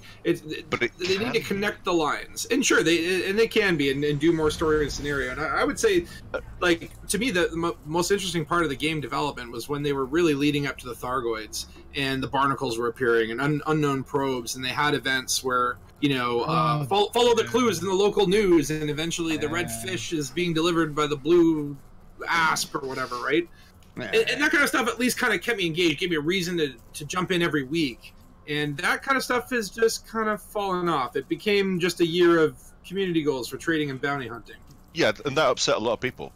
But Yeah. my point is that the tools are there now, and you don't need a massive dev update. And what we're expecting, the news reads like you're not going to get a massive dev update, and you're not. Right. But you don't need it for story, engaging Yes. story to be delivered. A smaller team of instead of calling them devs, like support devs, let's call them programming storytellers, for want of a better term. Maybe that's what their role is: supporting the game, releasing little content updates, and maybe the Gnosis was a test, and they failed, and they learned from it. You need to have failure to learn. But they don't see it as a failure. See, that wasn't a failure. That was a dumpster fire. Well, then you know not to pour the petrol in the dumpster while you're smoking. Right? That's lessons learned. Now I need more hair. I mean, with Gas fight. with the Galnet story, the storylines on Galnet. Okay, now Elite Dangerous is not built around us being the heroes. That's the thing. We're part of cogs in the machine. That's all we are. We're not. We aren't. These leaders of power play factions. We aren't. We aren't anyone of importance or of worth as such. We're the Pirates Federation, the ragtag I'm going to trigger Turgeon big time. We're this ragtag group of, a club. Which is a club, aren't we, Yeah, who some of us are arseholes and blow each other up for fun. Some of us just like going and blowing up rocks for fun. Either way, pretty limited to what we can blow up here. And that's the thing. That's who we are. We aren't the special people. We aren't, the Captain Americas or the Iron Man of the Elite Dangerous Galaxy. We're not. We're those agents of S.H.I.E.L.D. that get blown up in the background. I thought you were going to say we're Iron Fist. Because I don't want to be Iron Fist. But it's just that's the thing. We aren't those superheroes. We are just people here out to make a buck. And that's what we're doing. And that's where something you said before, Scorb, is that with the mysteries and the puzzles get put in, it's very kind of... did you say arrogant? I can't think if you said the word arrogant. That no, it was put in, or it was one of the words you used was saying that it's ridiculous that we have to go and use third-party tools in order to solve these puzzles, like whether it be extract a recording from the game, run it through Audacity, put it through a spectral filter, find out what's this supposed to do, get a picture from it, find a map, then match up the stars on the skybox to see where we are, and all this kind of stuff. It's indulgent, if nothing else. It's just a bit like, all right, cool, you're smart, I get it, you're smarter than me, and the people that solve it are smarter than me. That's wicked, but it's a great way to actually exclude people from being involved, and I think that's always a bit of a shame. And that's it narrows the appeal. But I'm not a hero, am I? But we all have. I think all of us who play computer games have a bit of a hero complex somewhere where we really wish that we were, because why else would we be playing these games where you get to be a super soldier or you get to be a starship captain? I think that is something. I just prefer to be just a random wanker in a shed somewhere in the galaxy, just doing my own thing. Mission accomplished. I would not say that way. In a shed somewhere, just wanking himself blind. Yeah. Just like, while other people watch me for some reason. Oh god! Wait, is it? So that's what you're doing on Twitch right now, is it? I was about to say, now we all know Yamix doesn't use a face cam. Hold on, I can do that real quick. Just give me a second. No. Oh god, no. Twitch tube, need lube. Oh god. So yeah. Oh no, he's gonna be... Hey, you asked for it. Anyways, so yeah, about the other depressing thing, do we want to go into deeper on the rabbit hole? Let's do it. Let's do it. Do it. Okay. Yeah, let's right. do it. Yeah, we'll go on then. Okay. So now, if some of you have actually followed either Obsidian's work, my work, or well, just generally, just Frontier's stuff in general, you may have noticed a little while back, actually last year, as a matter of fact, Frontier themselves did release their financial report. Now, in this financial report, they did mention that expected life expectancy of a product, in this case it was Elite Dangerous, was from that point around 3 years, so making it around 6-year-old game for Elite. That was their expected, of course, financial report there, and of course that would also coincide with the 2020 release of this big update, the biggest update for Elite Dangerous, as they hype the damn thing for themselves. Now, the depressing thoughts. What if that would be the biggest and, of course, last big update, the last properly supported update for Elite Dangerous, and after that, it would be just pure on maintenance phase? Why would they do that? Why would they do that? It's an old game. I know the report you're talking about as well. I've spoken to Adam Woods about that. That is just that's a report from their accountants talking about, because when you are putting a game like Elite Dangerous together, it costs a staggering amount of money, and it's not something that they confront straight away. They have to spread out the costs over many years. So that's the point where Elite Dangerous has paid for itself. That's all. So after that, they're just going to keep working on it. That's the amount of time that it needs to spread out the finances to the point where they can still survive as a company and build that game. That's all that is. So don't worry, they're going to keep building it. I know. The thing is, the financial report is just, you know, one of the pieces of such puzzle. Because here's the thing. I've seen games live and die. I'm kind of old enough to see a couple of games die at this point. So yeah, the usual expectancy of, you know, more or less the online sort of a service one tells games usually is about 5 years.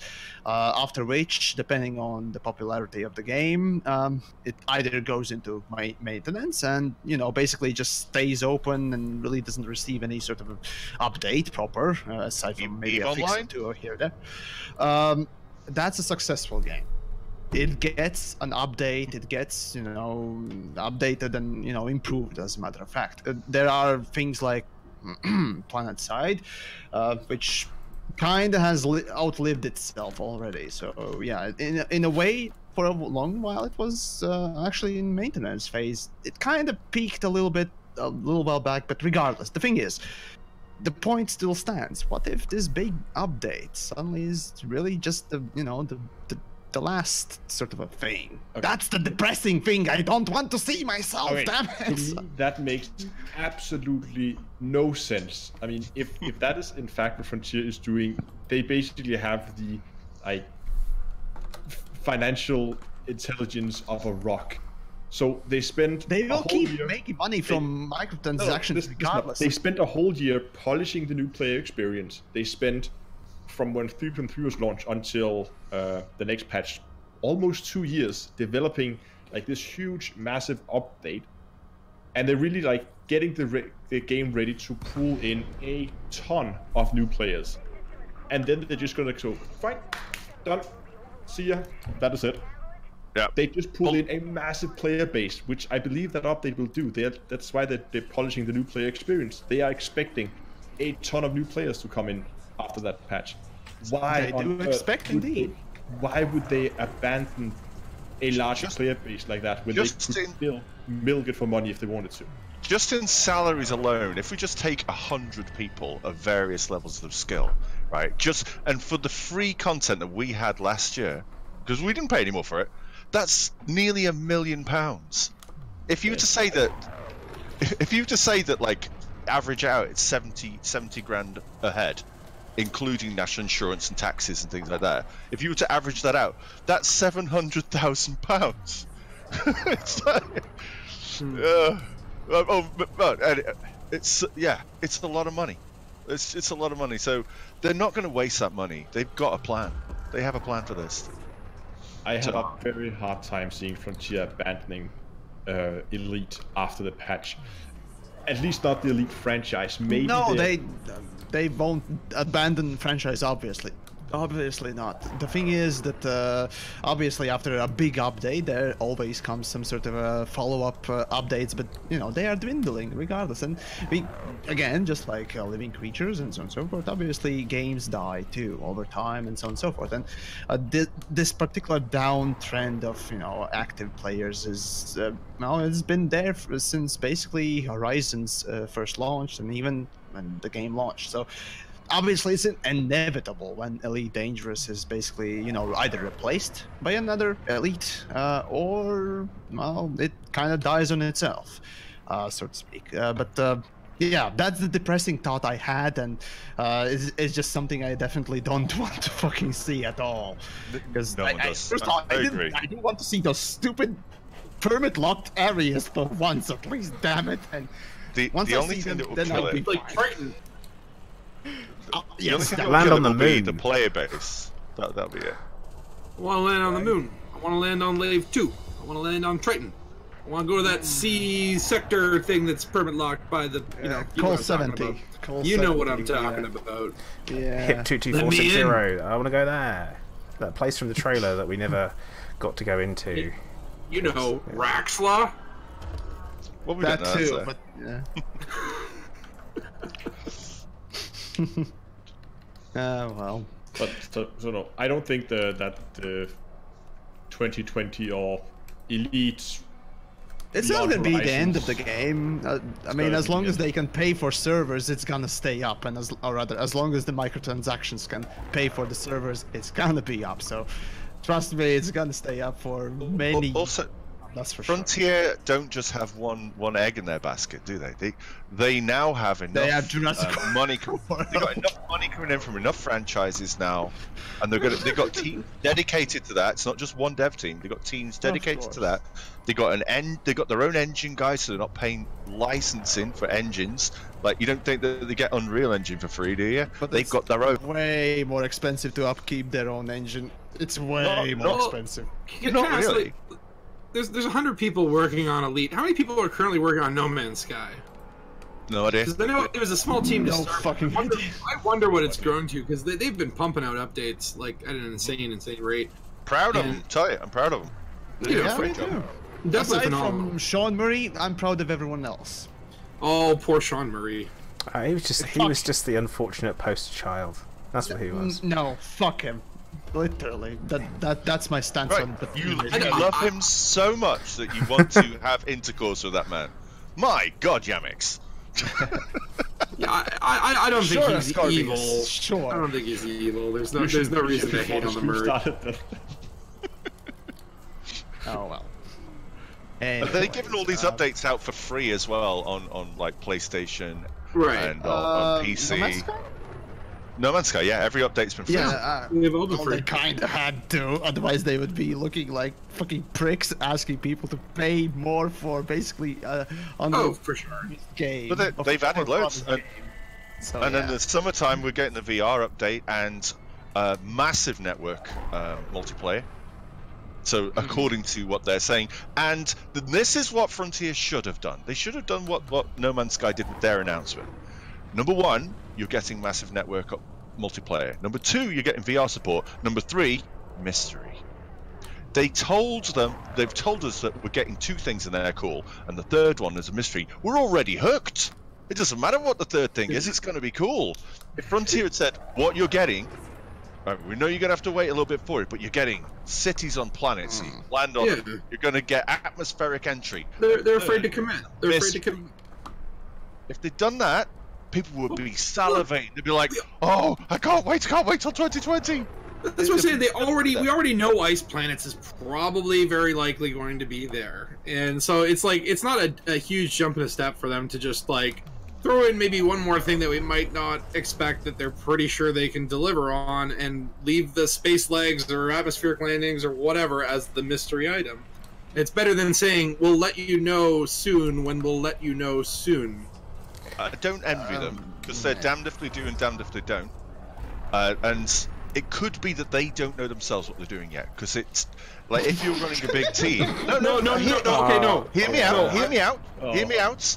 It's perfectly reasonable to get portions of your development team to produce proof of concepts for features to see how they will work and see how long it's going to take them to build. They may have split the development team into three and said, look, you've got 3 months, and this might be what we were prepping before. You've got 3 months, build the proof of concept for planetary landings. You build a proof of concept for space legs. You build a proof of concept for magic unicorns with laser farts, whatever.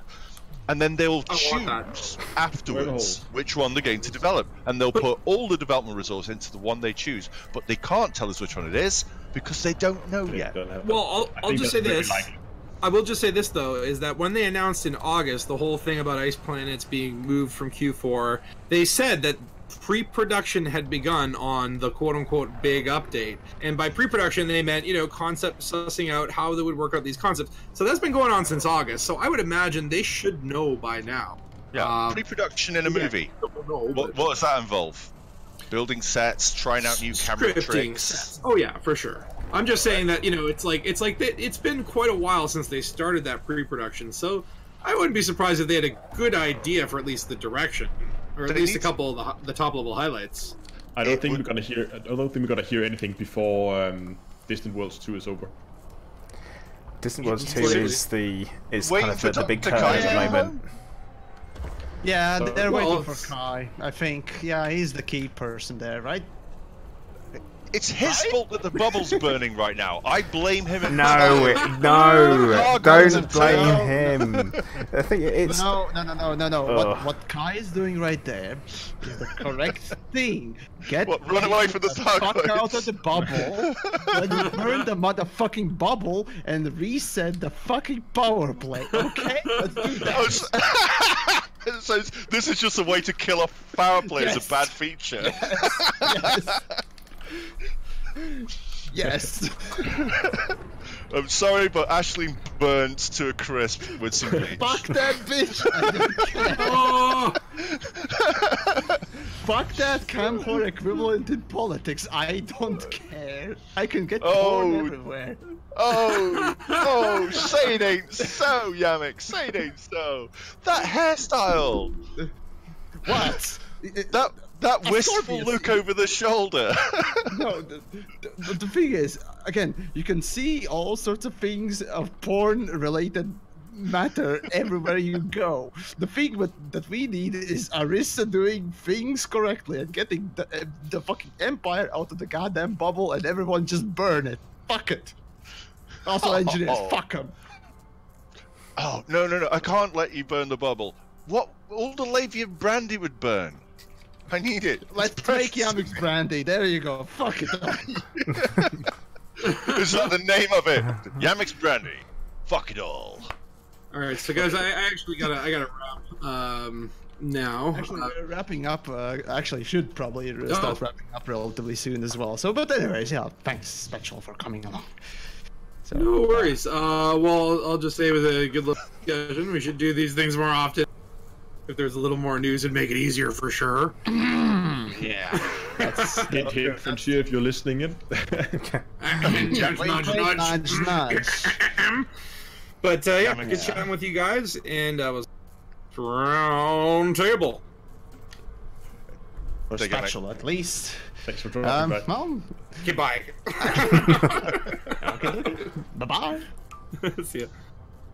Well, and there goes Special, right? So we actually have a couple of more minutes left for a 2-hour full thing. So I suppose we might as well start doing, the last couple of thoughts and so on and so forth. Otherwise, we're, just overextending, and who likes an overextended fart? It just turns to shit. Should we do like a quick, what everybody's like overall,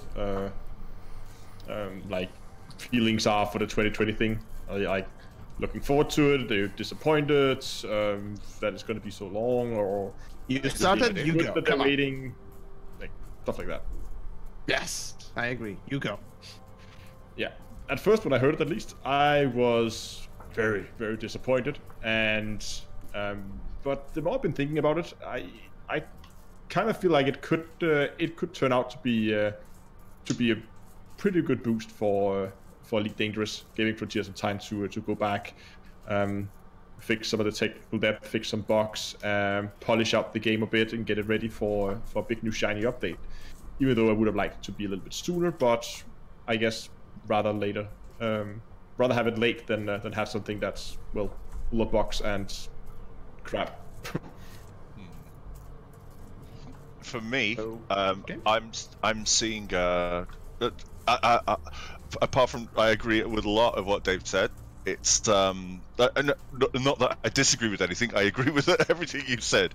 I will add that I have a lot of faith in the development team, and I've seen great things under the stewardship of Adam Woods. So he's now the project manager for it, and lots of cool things that come. There's a lot of passion in the dev team that I've seen, and as we could see from the last year. Okay, so there's a couple of missteps. We won't dwell on those. New stuff has been coming out all the time, and they've done some great stuff.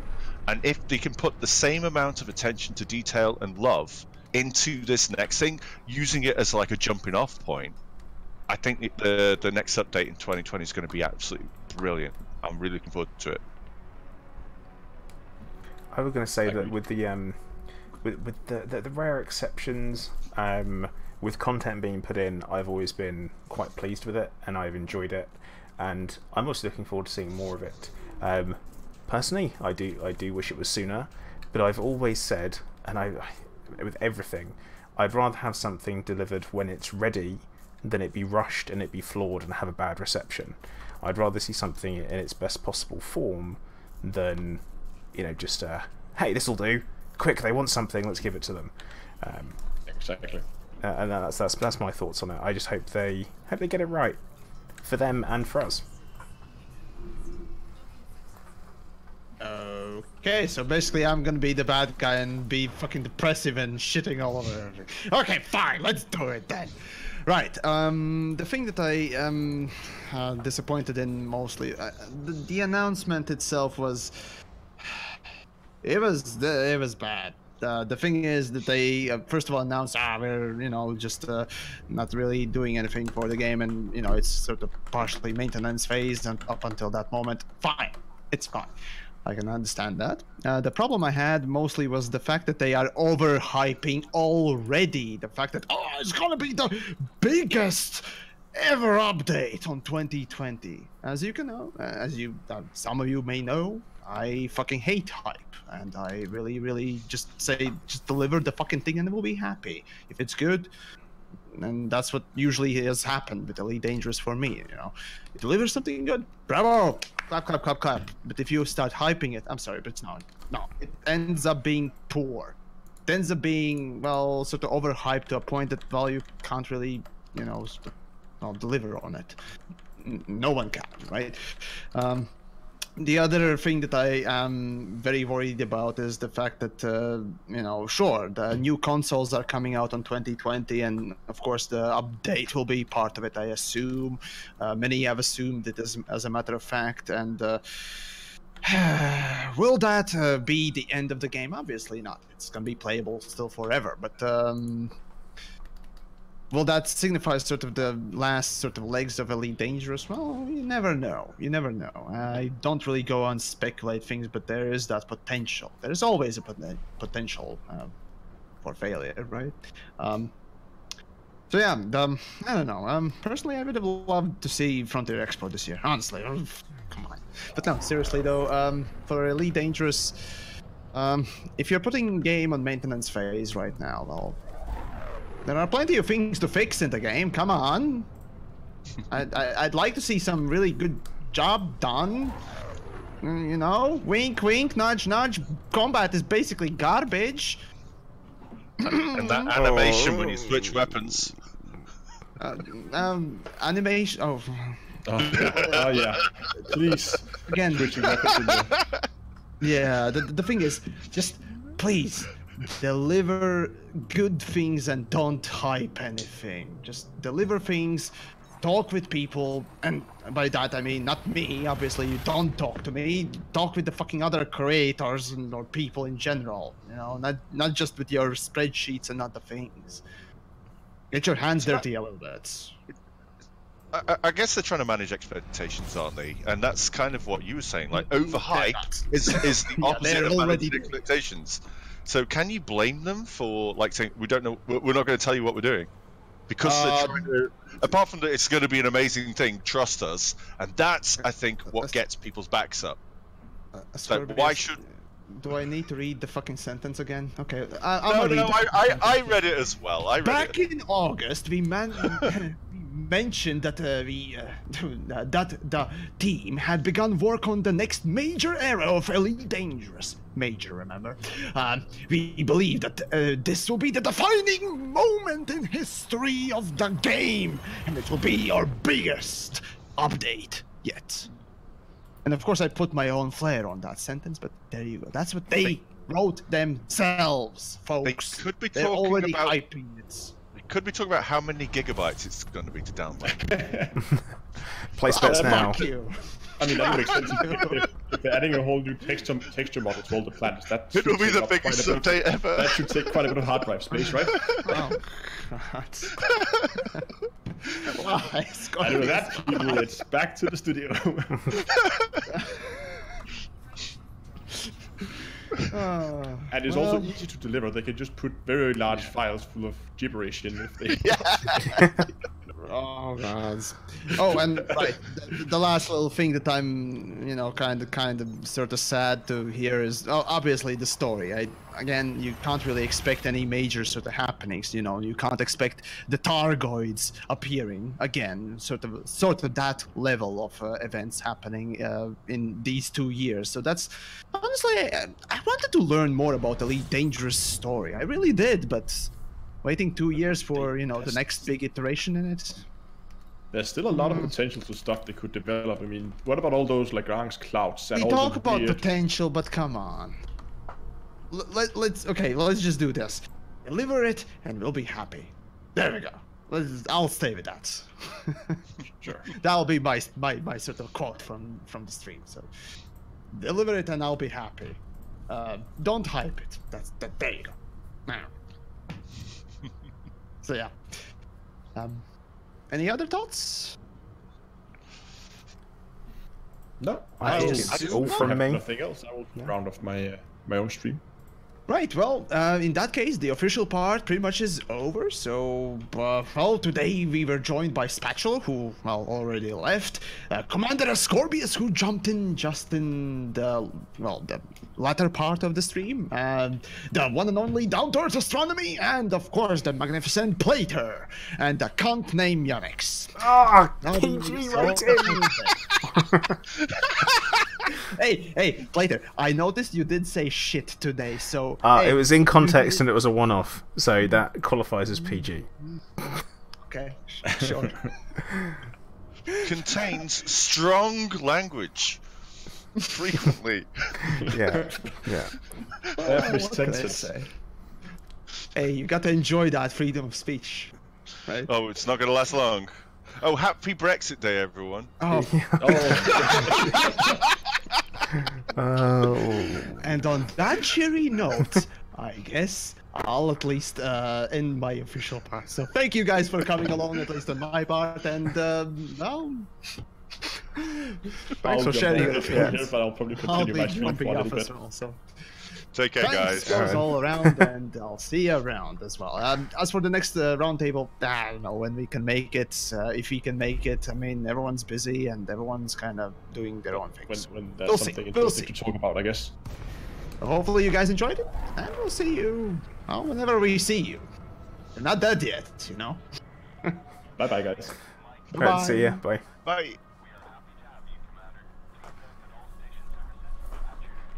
You hanging around, Scorp?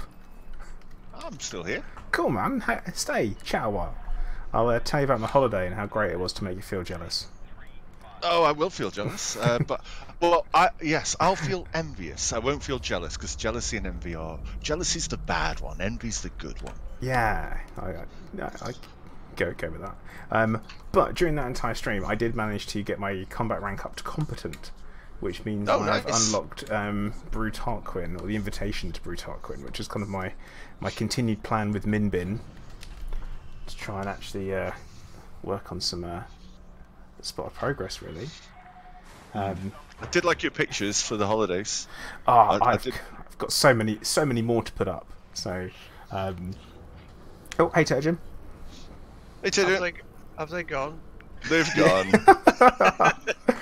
I read a really funny comment on Facebook whilst on holiday, whilst taking care of business, and I was sitting there scrolling as you do, and it popped up and it said, every group chat spawns a slightly smaller group chat with the less annoying people in. And it goes, if you don't think your group has one of them, I've got some bad news for you. And I'm just like, we're sitting here now, and I'm like, oh yeah, and it's all in jest. I just want to point out, it's all in jest. All in jest, ladies and gentlemen. Yes, of course. Top banter. Top banter. Top banter. It's just bants, mate. But yeah, actually, Hunter just said in chat that Scorb, we need to get you in on a game of Pavlov, because you did say, even if you were inebriated at the time, you did say that you would you'd get involved. It has legs, Scope. Did I keep him in line? Is my question. I tried very hard to keep him in line. I was driving home, and and there was like, so you did your introduction, and because I was watching your, watching your stream. I was driving. I'm a sensible person. I don't want to hear that. I was listening to your stream, and now we'll switch over to the round table, and then it's like, and here's Plater, and it's me, the cut, and you're like, oh no! And a reminder, Scorp, I am still streaming, so you dropping the C word again, you just can't. Don't say that. And because it was in the first 5 minutes as well of my stream of Yamik saying that, you can 100% guarantee that YouTube's algorithm will pick it up. It was so funny. You can kill him in Pavlov later. Your reaction was hilarious.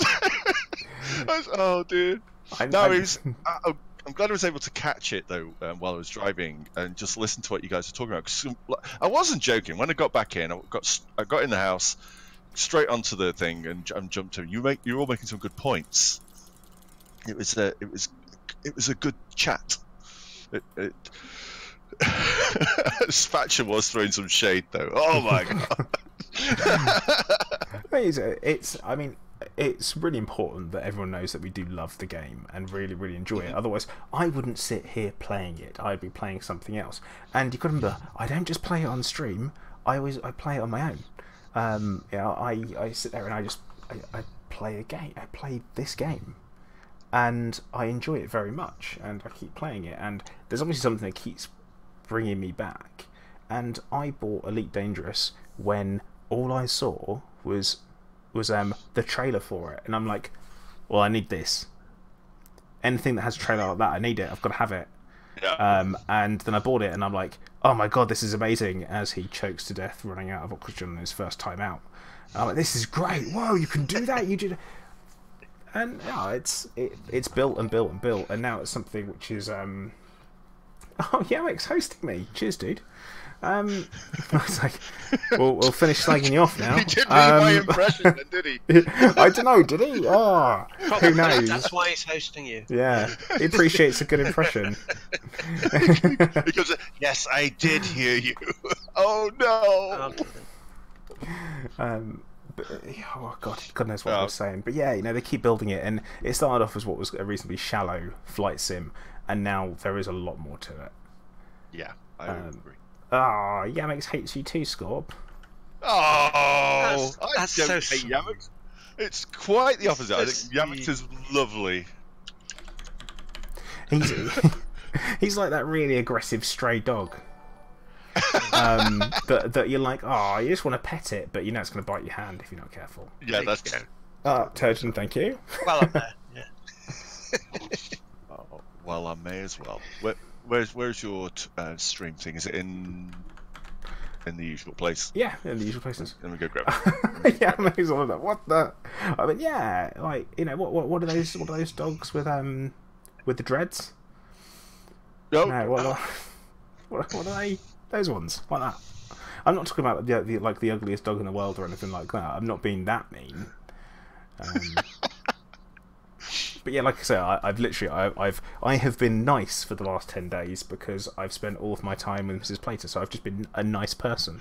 So it's nice to get back and be a little bit spicy and a little bit like fierce. So. Are you saying you've been bottling up all the venom and like now you're ready to unleash? Yeah, I think there's some of that. Oh dear. Laying out my bottle of salt. Terran Core, thank you very much for the host as well. But yeah, the holiday itself was lovely. Just so everyone knows, I had a really relaxing time. I spent 10 days in 25-degree weather on a desert island off the west coast of Africa. And I didn't eat 9 courses a day this time round. I limited myself to 8 courses a day by keeping breakfast down to only 2. Feeling the restraint. Only 2 courses there, which is important because you don't want a 3-course breakfast and then 2 hours later go back and have a 3-course lunch. It is a massive mistake. Well, you haven't got room I mean, there's an element of physical logistics to take into account. Let me tell you something about the human body. The stomach is a muscle and operates better when stretched. I'm trying to select your name, but I can't because I'm laughing. You're welcome. You're welcome. Oh dear. Let's. I could just press the button and say, right, let's just search for it and do that. You're a nightmare. If I can host something, you surely can, because I'm more of a coding muppet than you are. That's for sure. Let's go. Thank you for the host. There you go. You've done it. Well, good job. Good job. Man, I still need to put a golf clap on the soundboard just for moments like this. Look, when these story makers work out how to do something. I just got home from work and had a Yamix assault. I mean, come on, give me some credit. Oh God. Oh, no, thankfully traffic wasn't too bad because I was able to get back just in time. But well, I say just in time. I mean an hour late, but. Yeah. Apparently, I'm supposed to call you Scorby Poo. Again. Just to make sure that does stick. Damn you, sir. Yeah. Why does this poo stick more than other poo? Because it's Scorby. Scorby. Oh God, I walked into that a little bit, didn't I? Yeah, you walked into some Scorby poo. Right in it, yeah. I didn't just walk into it. I trod in it. It's stuck on the bottom of my shoe, and it's whenever I drag my foot along the floor, it all it's over leaving. the carpet, you know. Yeah, it's going everywhere. And there's a the smell. And now you're standing there on your doorstep with your screwdriver, getting out your treads, because everyone's dad handed them a screwdriver when they'd stepped in dog poo to get it out of their boots. I'm pretty sure that happened to everybody. Then did you do the rightful thing and just put the screwdriver uncleaned back in the toolbox? I'm 100% he's not watching. Yes, I did do that. Yeah. Because I'm aware that they're on holiday at the moment and don't understand live streams, so it's okay. Safe. Good. Yeah, it's good. Well, I'm waiting for it to pop up and say, Plater in chat, and I'll be like, uh-oh. Like, now I'm in trouble. Yeah, I will say that the thing about the holiday is that it was really, I've said this before, if ever I earned a holiday, oh my goodness, did I earn that holiday. That was lovely. And I got a tan, which for me, on its own, is impressive. But what's even more impressive is that chemotherapy makes your skin super sensitive to sunlight. And I didn't get burnt. But you just got the tan, so you must have been careful then. I was wearing factor 50, like every day, and reapplying and avoiding the hottest part of the day. So there was vampires walking past you with less factor sun cream. I go, dude. Yeah. Lee, do I have white bits? They are for Patreon supporters only. Those pictures. You can. But no, I mean, of course, I have white bits. I was wearing swimming shorts. It wasn't that kind of adults only resort. Definitely wasn't. Not at all. Not remotely. It's a good Catholic country. None of that. But yeah, it was absolutely lovely. We also did an excursion whilst we were there, where we took a flight from one island to another, and had a tour of the island when we got there. And it was kind of like the capital of the island. And Cape Verde, if people don't know it, only has, it's got like 500,000 people that live there or something like that.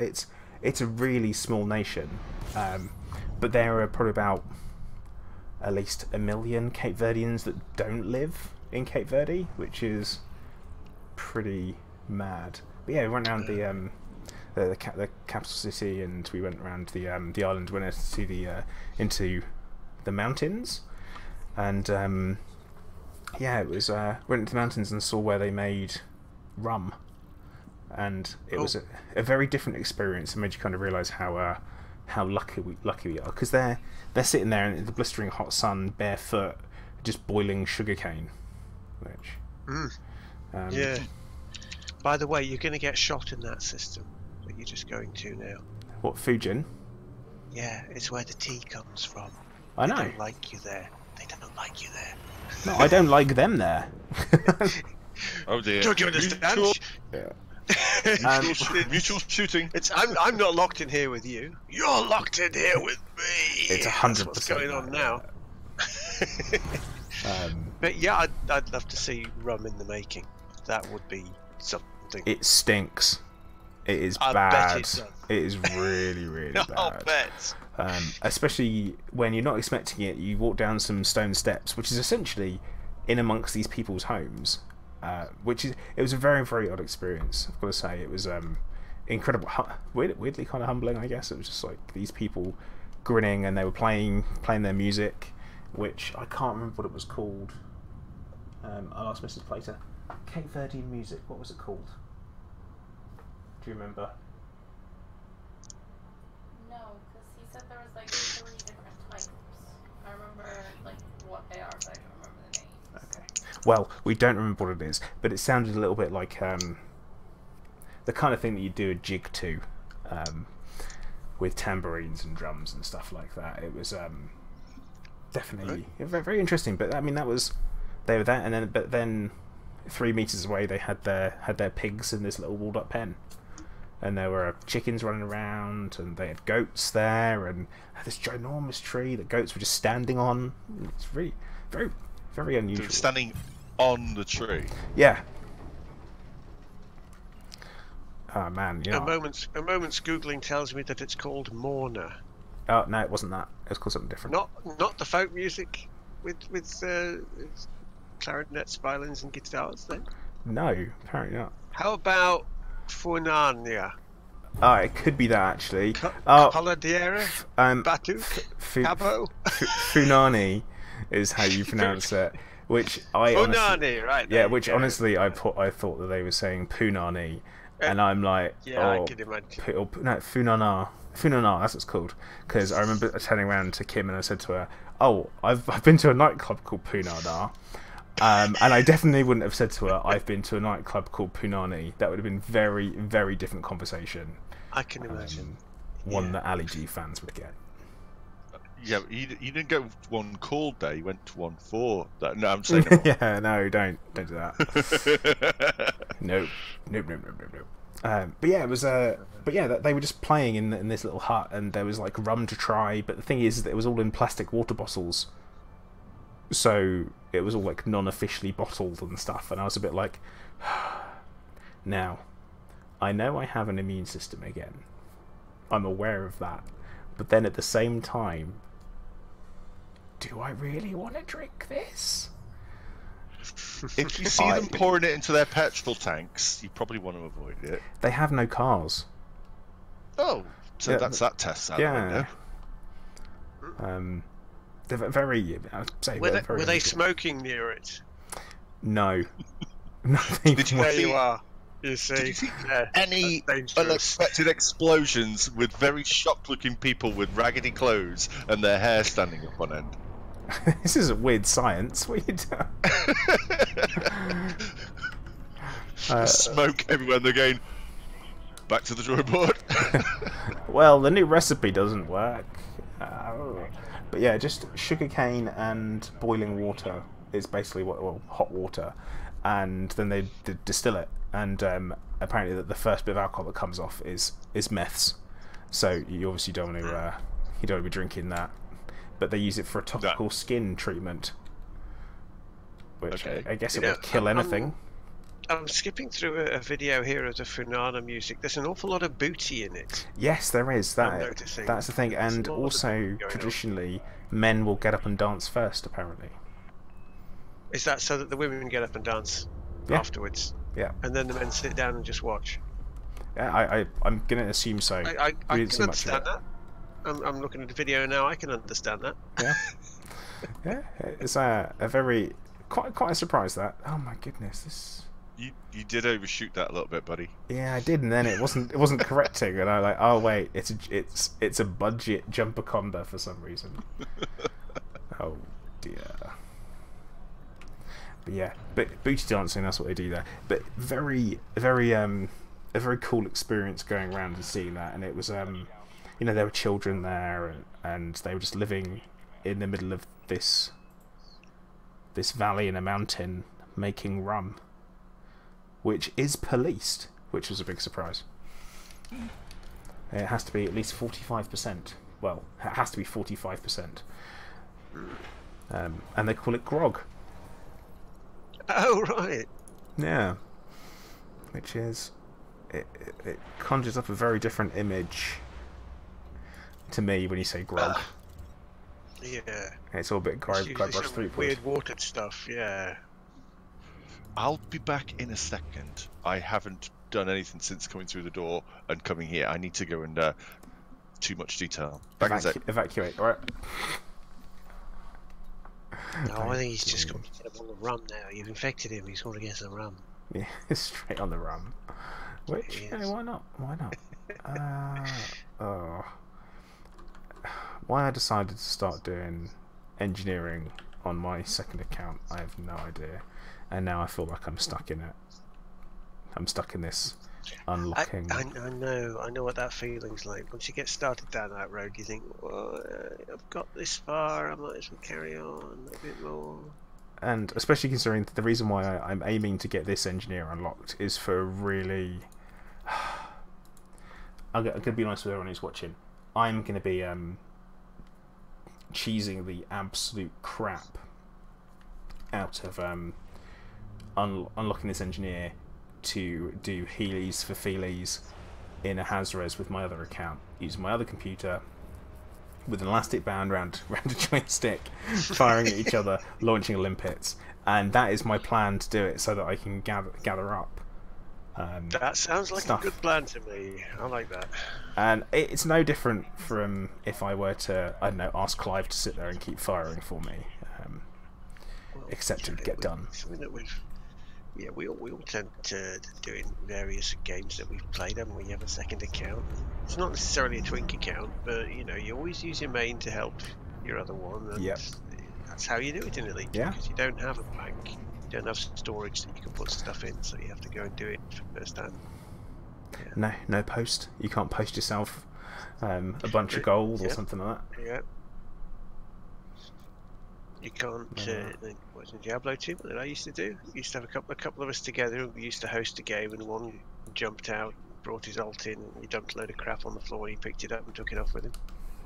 Even something like that, you know, trying to hold a game over. Good old Diablo 2. Playing that online you'd stand there and got any trinkets? Got any trinkets? Yeah. Have you got trinkets? That's all people wanted, and I was like, you are aware there is a character editor that you can download and use, and you can just make yourself godlike. You can just do that. Yeah, but I want to play proper online games. Yeah, it's a bit like, oh, yeah, we've all done something ridiculous. It like was that. it was the chip gems that we did. A friend and I. He used to come on with an inventory entirely full of chip gems, and he just dropped the whole lot on the floor while I was holding a game open. It's like ting ting ting ting ting ting. It's this whole field of gems, and he went, "I've got another character project." Yeah. Hey, see, that's the fun. And the healing beam, just the same, except without the ting. And Without the ting. I mean, I've got two accounts. Technically, we're playing the game twice at the same time. So. The time is 2020. Where's the update? It's like, plot twist. Actually, it was always going to be.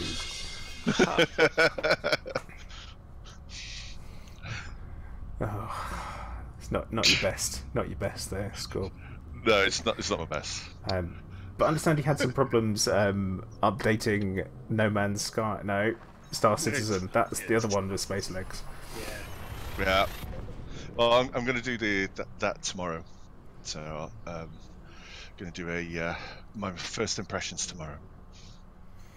So we'll see what that's like. Yeah, I jumped on and tried to play it this afternoon, and my game was up to date, which I wasn't expecting it to be, but it was, even though it said it wasn't. And I jumped on and thought, I'll have a bit of a play, it'd be fine. And as soon as I started, I realised why I don't play it, and it's because if you don't finish a mission that you've already got and you log out, it's gone. You always end up back at the same place, and the I don't want to spoil your first impressions of it, do I? But No, well, I can always put things in my ears. One thing that you could enlighten us about. We've been led to believe that ladders are evil, and we don't know why. Yeah. I've not encountered a ladder that I would think that. Oh, that's okay then. Did someone hit you with a ladder? Did you fall off of a ladder? No, no, Like, it's just ladders in Half-Life were evil. Half-Life 1, they were just the worst. It's like, if you didn't catch it right, it's like you go falling on your face. Yep. I was saying that I fell on my face quite a lot playing Hellion. I did. You did. Is Hellion good now? Minor gravity is. I had a really good time playing Hellion. It was looking a lot more polished than the last time I saw it when Josh did it on the broadcast. Yeah. It did crash, but they have a development team of crash. 7 people. Yeah, it's a No Man's Sky sized development team, so they're doing a decent job. I bought it after watching the broadcast the first time, seeing Hellion being played, and I'm like, oh, well, this looks alright. Bought it, and I got as far as I got onto the little ship thing, and I'm like, okay, this is kind of cool. Not a lot to guide you along what you're supposed to be doing here. I got as far as docking with the first module, and I'm like, yes, this is cool. Got to go to dock with it. I managed to knock it, and it span out of control. Like, we're talking about 1,000 revolutions a minute, easy, just spinning, and I'm like, well, what am I supposed to do now? I'm not touching that. Yeah. It's kind of, and it was drifting away at the same time as well, and I didn't know what to do. It's not easy. I died twice. Once I choked to death. And once I hit a gas giant. Yeah, jumped through a planet. Tried to. Yeah, that apparently that's not what you're supposed to do. No, it's not. But they do have. There's this woman giving you advice. She realizes that you're a survivor, and she tries her best to guide you through. And she's like, I'm really sorry. I appreciate that you're not a pilot, but you've got to do this. So I'm immediately immersed. I'm like, oh god, yeah, this game is hard. I'm trying to figure out the controls. But when you think about it, your first playthrough, you just got out of cryo. You're groggy. You're not going to know how to move your arms and legs properly. And so it's like, go get this, and put the spacesuit on. Make sure you put your spacesuit on. Okay, I got that. What we're doing? Hurry up, because you're going to hit the planet. There's a rescue ship outside. Yes, please rescue me. It was just... Then the woman's voice disappears out of your head when you completely wake up. So, what was going on there? Is she really there? She's just in your head. I don't know. What's going on? I don't know. It was very tense, though. Very tense. Because I really enjoyed it. On a clock. You're on a clock of about 7 minutes or so from the start to get out of there and get it sorted. Yeah. And as soon as I got onto the other ship, then I had to go and get a warp cell and some more oxygen, because that's the other thing. Just being alive is killing you. It's like, hurry up! And when you look at the galaxy map, like the solar system map, you can see your orbit. It's the best. Like, okay, you got to look at that to try and find your next thing, and you can see that orbit line is going to intersect with the gas giant. You realize how little time you have. It's just, everything just leads you down this path of terror. It's just scary. And from your Conan perspective, if you actually do manage to get a base set up, but you can put modules on and get protected, other people do too, and you can go and raid them. Yes, you can go and raid other people's bases. Oh yes, tell me more. But yeah, that's I've played Osiris New Dawn, right, and I've downloaded the beta for it, and I was like, oh, I'll go in for the beta, because they've constantly saying they're updating the beta, but they're not updating the game as it is. So I thought, right, I'll jump into it and I'll give it a go. And what they've done is a lot better. Now you can immediately start in a ship. You can jump off the ship, you land, you build your thing. It's got missions for you to follow along, so you're not just completely clueless anymore. And yeah, I'm a fan of that, and I think that's quite good fun. But then but then you have to eat, you have to have water, and you have to have oxygen. One small problem is they've not put any bloody water on any of the planets yet.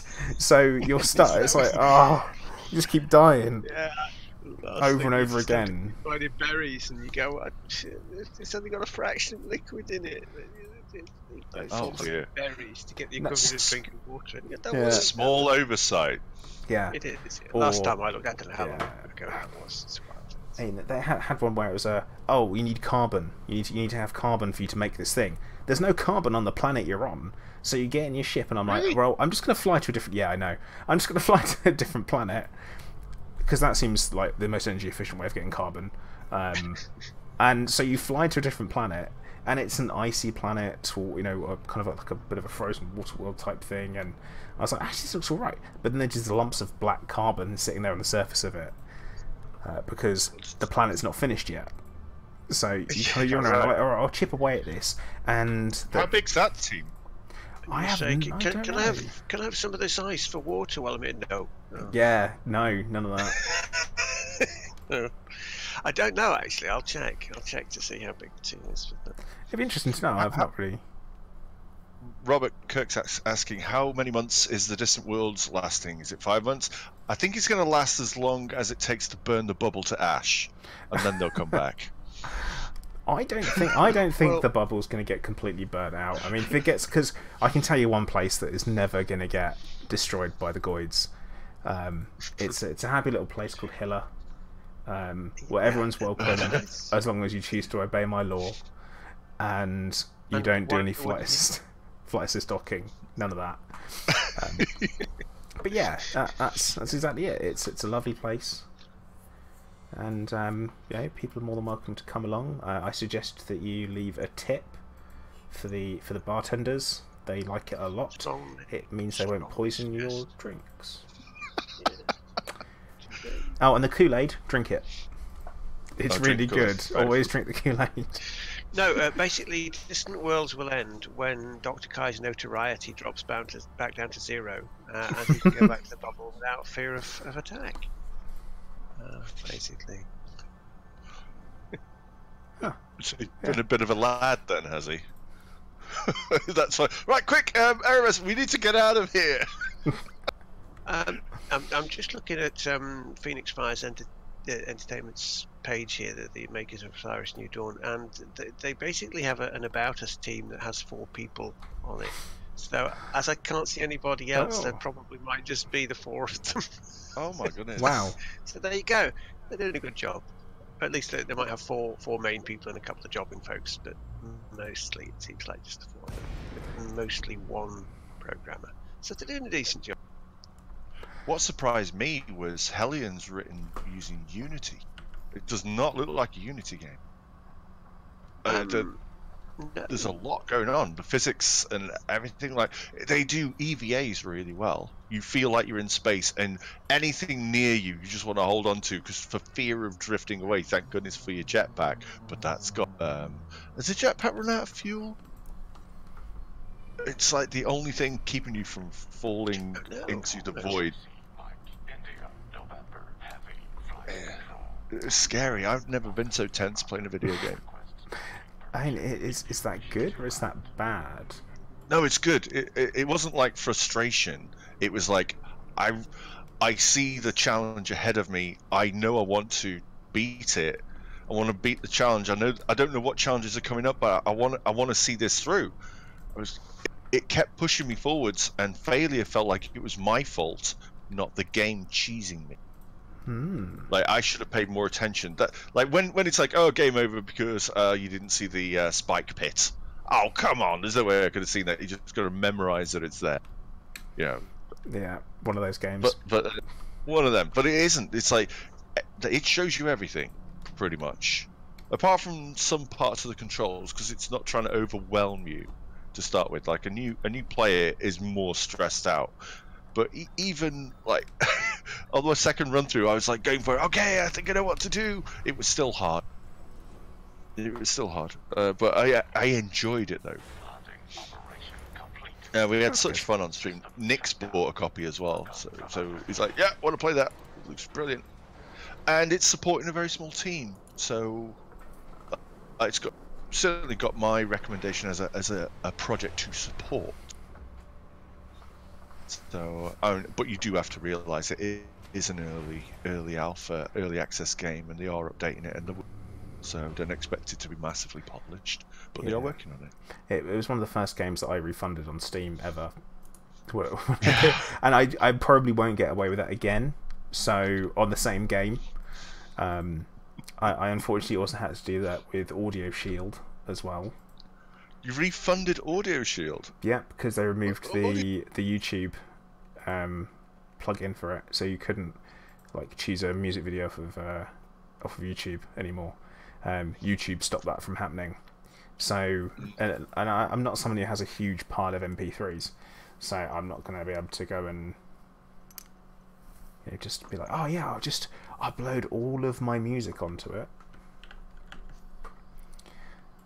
Which is a bit of a shame. It is a shame they removed that. I don't think that was a choice that they had. No, I don't think it was either. I've considered streaming Audio Shield, but I don't know how well it streams. Because I got music that I could get away with, like playing like a load of like Miracle of Sound stuff and like good tunes. And of course, you spoke about your TED Talks as well that you used to. Okay, right. I think this game that we're talking about is. You can do it to the Queen's speech. Oh no! Why?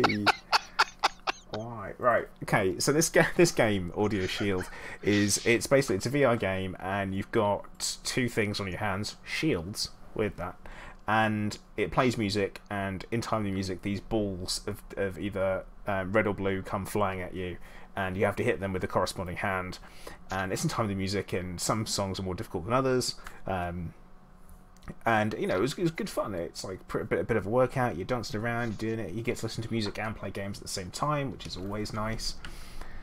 But you used to be able to pick any song off of or any video off of YouTube, and it would put a beat map to it basically. And unfortunately, they removed it. Oh, Jay 101305. Thank you very much. Much appreciated. That was the donation. Thank you. Oh yeah, and Scorb Giz has bought a copy of Hellion as well. Yeah, I just saw. I just saw that.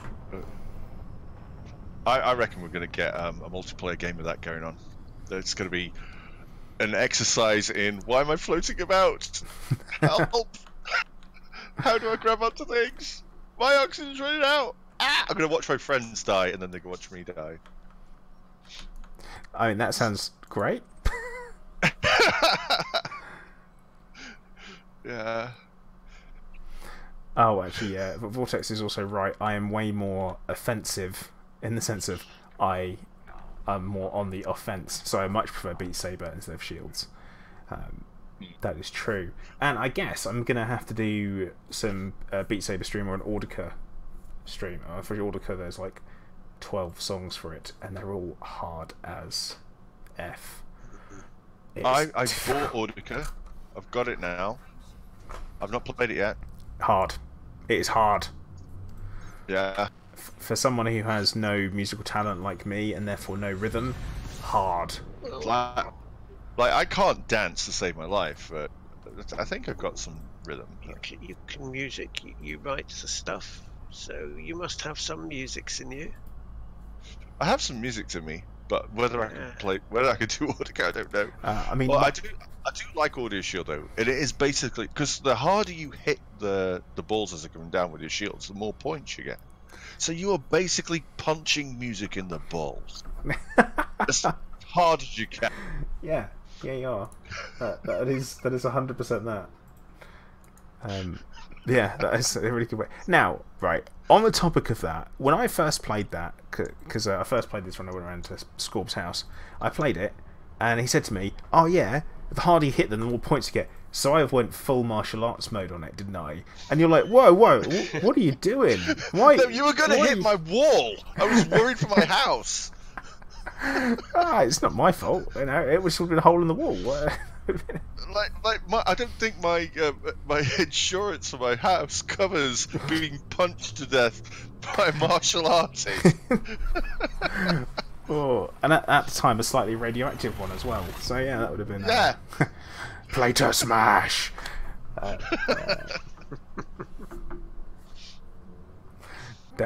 Probably. Yeah, okay. You've got a bit of a point there, but only a bit of one. You were scary. You scared me. Yeah. All right. I'm glad he's on my side. Fuck. Well, it's all your fault that I got a VR headset anyway. So. Well, I'm glad to Hashtag blame. Hashtag blame Scorpius. Yeah. Always. Yeah. But you know, some of the best games are in VR. They really are. Contrary to what Yamex would say. I nearly crashed my car when I said that because I wanted to yell so hard. I wanted to yell, but it's like, you know what? I don't think he'll hear me all the way in Latvia. Even if I shout. Hard enough for that much outrage, girl. 3 million people deafened by an Ascorbius shouting, "No! Don't you dare take away my VR!" It's the best goddamn VR game on the market. It would be it would be tragic if Frontier went down that route. They would certainly they'd probably lose me as a customer, to be honest. Because okay, so I stream in non-VR, but when I play for myself, it's always with a helmet on. So, do you want to rephrase that just a little bit? Okay. Oh God, really? Okay, remember your audience. Whenever I stream, I have my helmet in my not in my hand. I have it on my head. I wear my VR helmet. Yes. Yeah. Not when I stream. Sorry, I don't have my helmet in my hands when I'm streaming because that gets me banned on Twitch. No, that's not what I mean at all. No, very well, am I? I'm not doing very well, am I? You're just digging yourself in deeper there. Digging yourself in deeper. Now, I mean, when it comes to Elite Dangerous in VR, I don't play it in VR that much, being very, very honest. But what I do play is a bunch of other games. In particular, Beat Saber, as everyone knows, I absolutely love that one, as well as Arizona Sunshine, Pavlov, and I really, really enjoy them. I actually need to have a bloody good Fallout 4 VR session, and Skyrim as well, because they're good games, and they do add something. Fallout 4, not as much as Skyrim, I'll say that much, in my opinion. Oh, you've got the magic out of both hands. You can do all sorts of dual wielding magic, can't you? And especially when you can shoot two people at the same time who are separate. That's good. What's the combat like swinging swords around? It's that much better because clicking on baddies until they drop is what it was like before. Yeah. Can you actually do parries and things? No. You can block with your shield, which works. Right. So you hold your shield in front of you and their weapon makes contact with it, goes kunk, and it blocks. And when it comes to the combat, it's basically you could just kind of wave it in front of you like a feather duster, and each hit would count, which is best hand-to-hand combat hitbox. Yeah, that's because that's the thing. I've only seen one game do hand-to-hand melee combat like that really well, and that's Gorn. Because you swing, and you hack limbs off. And they can block you as well. So you're like, oh, I'm trying to get this guy's good. He's got armor. So you have to try and get in between the blades of armor. And if you can do that, I tell you, it looks cartoony, and it's kind of jerky. You look at because you're having to use your arms to move yourself forwards around, and it gets really, really bad. Because there's loads of them coming at you. So you got a bow and arrow. You've got a pike. It's great for pulling their hearts out. And you can lop their heads off. You can use your fists. You can just punch the living daylights out of them. It's talk about a good workout. And then when you finished, you put your arms up I am victorious, and then the king goes, yes you are, and then lets you go on to the next round. It's just really cartoon brutal. It sounds satisfying. It's very. There's Swords and Sorcery VR. Don't know if you've seen that one, Swords and Sorcery. That's one where you can either choose to be like a ranger, a warrior, or a sorcerer, and you can like lightning stuff, and you can stab people with things, and it all looks very satisfying to do. So you can grab someone by the throat and then stab them a couple of times and throw them away, or you can hold onto a sword, electrify it if you're a sorcerer, and then stab someone with it. It's kind of really stab them with an electrified sword, like Yeah. the electric in itself is not enough. That is above and beyond. That's unnecessary punishment. I'm in though. I'm like, actually, that sounds right. I know. I like the sound of that. That sounds like a good game. Good game. That's open sandbox thing. Unfortunately, it doesn't look very nice, which is always a shame with VR games. Is when they don't quite look like the gameplay concept is fantastic, and then you get into it and it doesn't look as nice as you want it to. It doesn't match again, up. they're normally small teams, and they either focus on the gameplay aspect and make it look passable, and normally stylize it. Because if you can't make it look realistic, make it stylized. That's what I was saying earlier. Get away with it. Yeah, that's exactly what I was saying earlier with like Accountancy Plus. That's completely so far removed from reality. It's like being in a Rick and Morty cartoon kind of thing. Totally bizarre, hilarious at the same time. A little bit messed up as long as you embrace it. And it's because it's not trying to look realistic. Because that trying to look real would look awful. Did you find the secret zoo level? Look, no one even knows if it exists or not. There've been reports about the secret zoo level since early 2017. I've gone deeper and deeper and deeper into it, because the whole point of the game is to not go super deep into VR. But I did. I went really deep into VR to the point where I'm like, I have no idea how many layers I'm in right now. But this weird, creepy, giant limb dude standing there being like, yeah, I've watched you. I'm like, please, I'm sorry. Whatever it is, I'm sorry. I'm so sorry. But yeah. See, that sounds really disturbing. It is, but there's bits of it that are absolutely hilarious. But I found the bit that talks about the secret zoo level, where it's a clown and he's wheeling back and forth in a chair, being all like, "So you seem to have come across what could potentially be the secret zoo level. The secret zoo level was first we found about 2017." It starts a slideshow. Just like, why is there a slideshow going on in this game? I'm just standing there in this room, like, what am I doing here? Weird. Super weird. Can recommend. There is a free version. There is a free version of it out there, of Accountancy, not Accountancy Plus. Accountancy Plus has like 50% more levels. But yeah, weird, very weird. I've not played that one. I've seen videos of it. I've seen MatPat do a video about it. Like when it's got MatPat's interest, like what is this? And he's like doing this thing, like, is the secret zoo level even real? And he went full deep on it. It's like, what? Like, here's a guy who I don't know, he eats golden YouTube trophies for breakfast, and he's getting so far down the rabbit hole that he doesn't know what day it is. And then he comes back, he says, I went down there trying to find out what the secret zoo level is, and I have to admit it, I was, it's like he's just broken, he's a broken man with it. You have to watch the video. Well, there's one particular part of a level that I'm on, and it's like I don't see how I'm supposed to go any further forward in it. I just can't quite work it out. And you end up retracing and playing through levels that you've already played through, but everything's slightly different and messed up.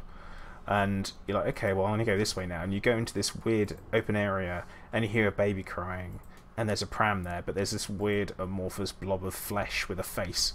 Only part of a face, though, no eyes, and lying on the ground. And I'm like, okay, well, I'm going to go over to the to the crying baby, and you go over there, and it's not a crying baby, it's a big battery instead. And I'm like, okay, well, I'm what am I supposed to do? And then you look back around, and the big amorphous blob of flesh has gone. And you're like, oh, come on. And you're in this weird, like, open, you can't quite see in all directions thing. And you're like, oh, man. And then you hear, like, thump, thump, thump, thump, thump. And then it suddenly goes blank. And you've died. I'm like, what happened? I'm like, what just happened? What was I supposed to do? I don't understand. I'm like, oh. Weird. Weird, man. Not something you'd want to play on your own in the dark.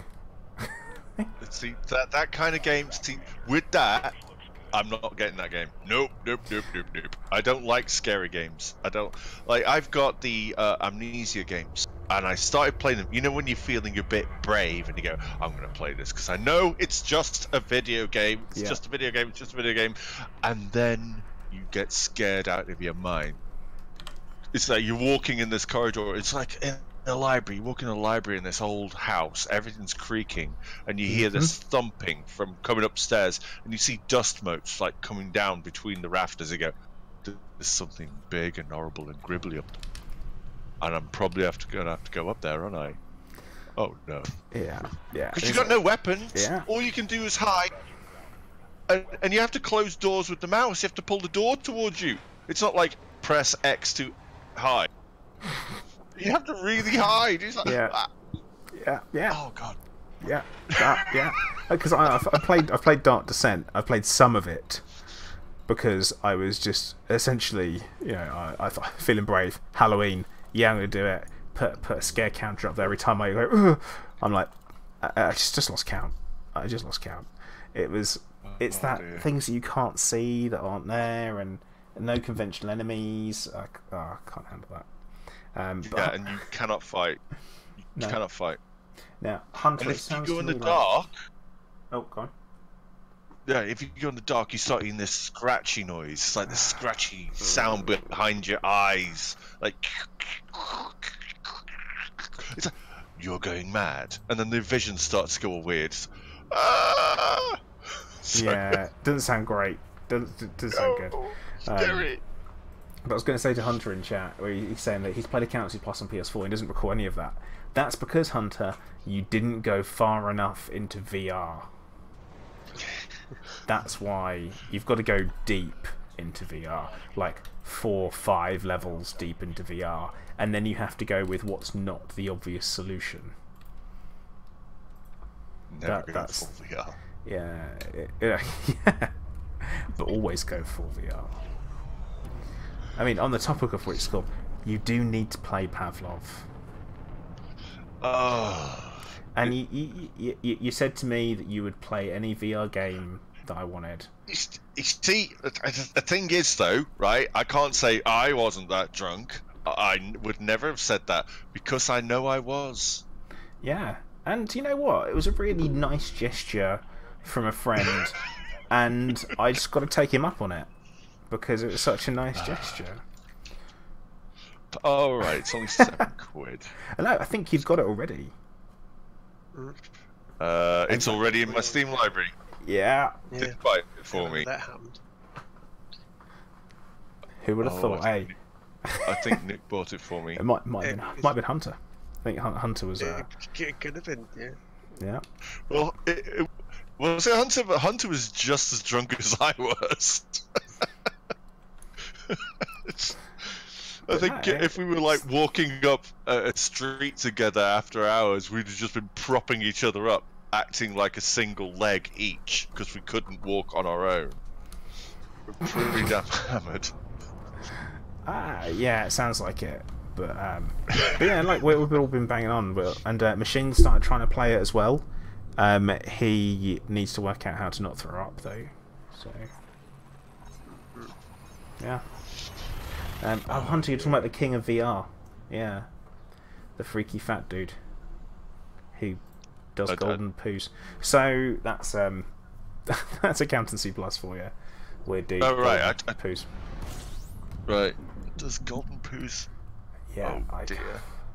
No. Yeah, I'm not going to get that game. I'm not going to get that one. No. It's all cartoony. It doesn't matter. It sounds freaky as hell. I don't need that in my memories.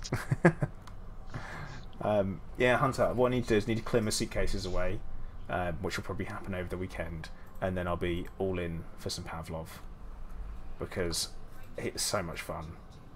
It's one of those hilarious things. You'll enjoy it. I bet you'll enjoy it, Scott. Okay. You've got quite strong VR legs, haven't you? Yeah. Looks like Counter-Strike. It is a bit like Counter-Strike.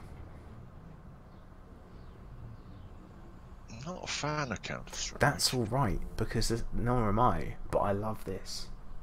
It's really good. Correction. I'm not a fan of it. I know people love. But like I said last night in my stream, it's okay to not like games that other people love. It's not like a stop liking things I don't like. Oh yeah, I'll never do that. But it's okay also to say that's not my cup of tea, and I know you don't like tea, so that tea is not your cup of tea. So you get the reference. Yeah, yeah, 100%. Yeah. Thank you for being in terms. I understand. It is a good fun. It's very good fun to play with friends, and I could very easily see me playing too much of it in one go. Right.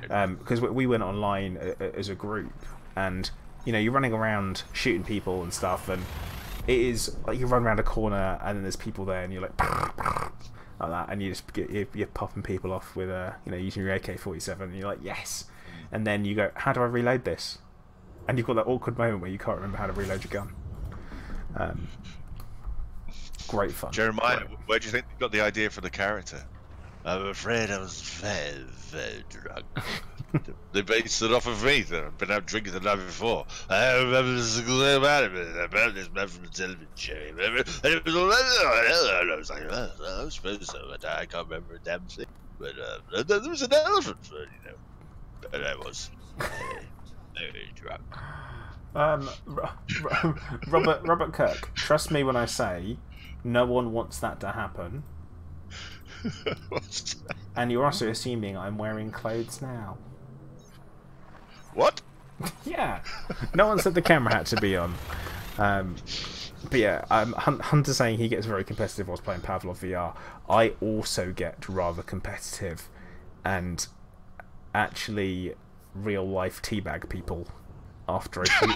So after you shoot someone, their body falls down on the ground. You've got some time to run over the top of them, literally crouch, drop a cheeky little teabag, and then keep moving. So you have to physically teabag. So I guess you're not skipping leg day.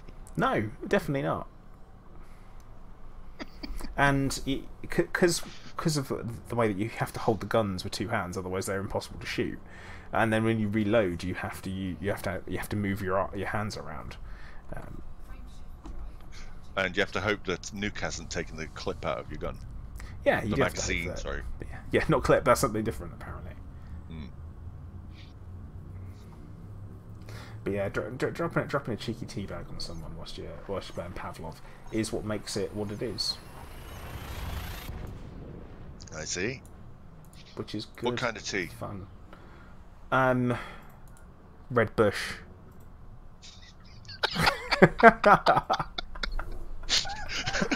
Yeah, you're welcome. You're welcome. Oh dear. Yeah. Oh, we'll have to. I think I honestly don't have any memory of it, but I think it would be funny if we stream. It would just be hilarious. It would be like the Arizona Sunshine thing all over again. That was so much fun. I still think we need to do like a 4-man squad of Arizona Sunshine, and the rules are you got to role play it. Whatever it is. Well, I liked the story mode. I liked the co-op story mode because like there are some bits, and I tell you, like I'm not making this up for anyone watching. There were some bits I was absolutely terrified. And it was like because it's when you're in like anyone who hasn't got VR, just explain how bad this is. Everything that you see in your entire field of view, and you're looking around, you are there, and the zombies are there, and you have a gun in your hands, and you have ammunition on your ammo belt, which you can pull off your belt on your chest and stick in the gun. So when the zombies are running at you and making their sounds, and I'm firing off, and I'm not good with weapons. I've not had any training, and there's Plater, all hero-like, going bang, bang, bang, bang. You're right, Scorp. Yes, thank you. You just killed that guy who's nearly got me. Thank you. And I'm glad you got the torch. All I've got is a green glowing dildo. Thank you for the help. It was a glow stick, but it was a dildo, wasn't it? Yeah, it was a big green dildo. A big green glowy dildo. But there was so many times that Plater saved my ass in that game. And then there's the other times in between waves where we were just messing around, throwing things around and catching them and just playing. Just having fun in the environment. It was like, because we got the voice going on as well, it's like we're in the same damn room. It was so good. I tell you, if you've not played Arizona Sunshine and you want to play it with a friend, go do it. It's just so good. Hunter, we don't talk about part 3. Yeah, we're not talking about that. Basically, it's half edited, is what it is, and it's sat there. And the thing is, there needs to be a part 4 as well, because there is enough for part 4. As long as we get the bit where I get to unleash a little, then that was. Do not. And I thank you for that as well. Do not. Because you saved that for me. You saved it for me. He's getting a bit stressed out. I think I'll give him a little bit of go on, Scorp, go on. Yeah. Look at that, and I go like, ah, look at that. Well, guys, look, I will do some editing early part of next week, because tomorrow and Sunday I've got to do holiday washing. You know how it is. You've been on holiday, you come back, and all those clothes that you're not going to wear until the summer anyway, you still need to wash them. Oh, so. I thought you were saying that you haven't had a wash the entire time you were on holiday. No. It's like, I've got to do holiday washing. You know what it's like? Get back, I'm filthy as hell. So Hunter, you make it sound like just meeting up for drinks twice wasn't enough. You're right. Let's do it again. That way, part 3 for 3 lots of drinks. Sounds reasonable. But yeah, the Arizona Sunshine is fantastic fun, and I can safely say that playing the mine level was stressful for both of us. Oh, because you get this cold feeling behind you all the time, because you're standing there in your VR, and you can never, you don't have that full, kind of like 180 field of vision. You're limited to 110, and so you're there and you're like, I don't know what's going on right next to me, and then suddenly your gun pops up next to me. It's like, oh, come on. It didn't help the fact that we're both wearing scary masks as well. Because you can pick up hats you find and masks you find, and and it's just pure cosmetic. I don't think it doesn't actually do anything. It doesn't make you harder to hit. No, not at all. I just nipped off to take dog out there for a whiz, as you do. Beetlejuice is looking remarkably red tonight. I wonder if it's going to go bang. What? It's just one of those things. You look up in the sky and you go, do you know, that looks remarkably red tonight. It's due to go bang at some point in the next few thousand years, but tonight's the night. It's just Brexit Day. Why are you saying Brexit? There's no eggs in Brexit. What are you talking? Hey, you guys have some of that Brexit? Like, what is that? An egg dish? Hey, what? It's a breakfast that never gets delivered and tastes bad anyway. Yeah, and even if you threaten to resign, people still don't care. Which? Yeah. Well, yeah. You never know. You might have an exploding star, and that would brighten things up a bit, wouldn't it? It's a moment. I don't know. It's just to my eyes. It just looked a little red tonight.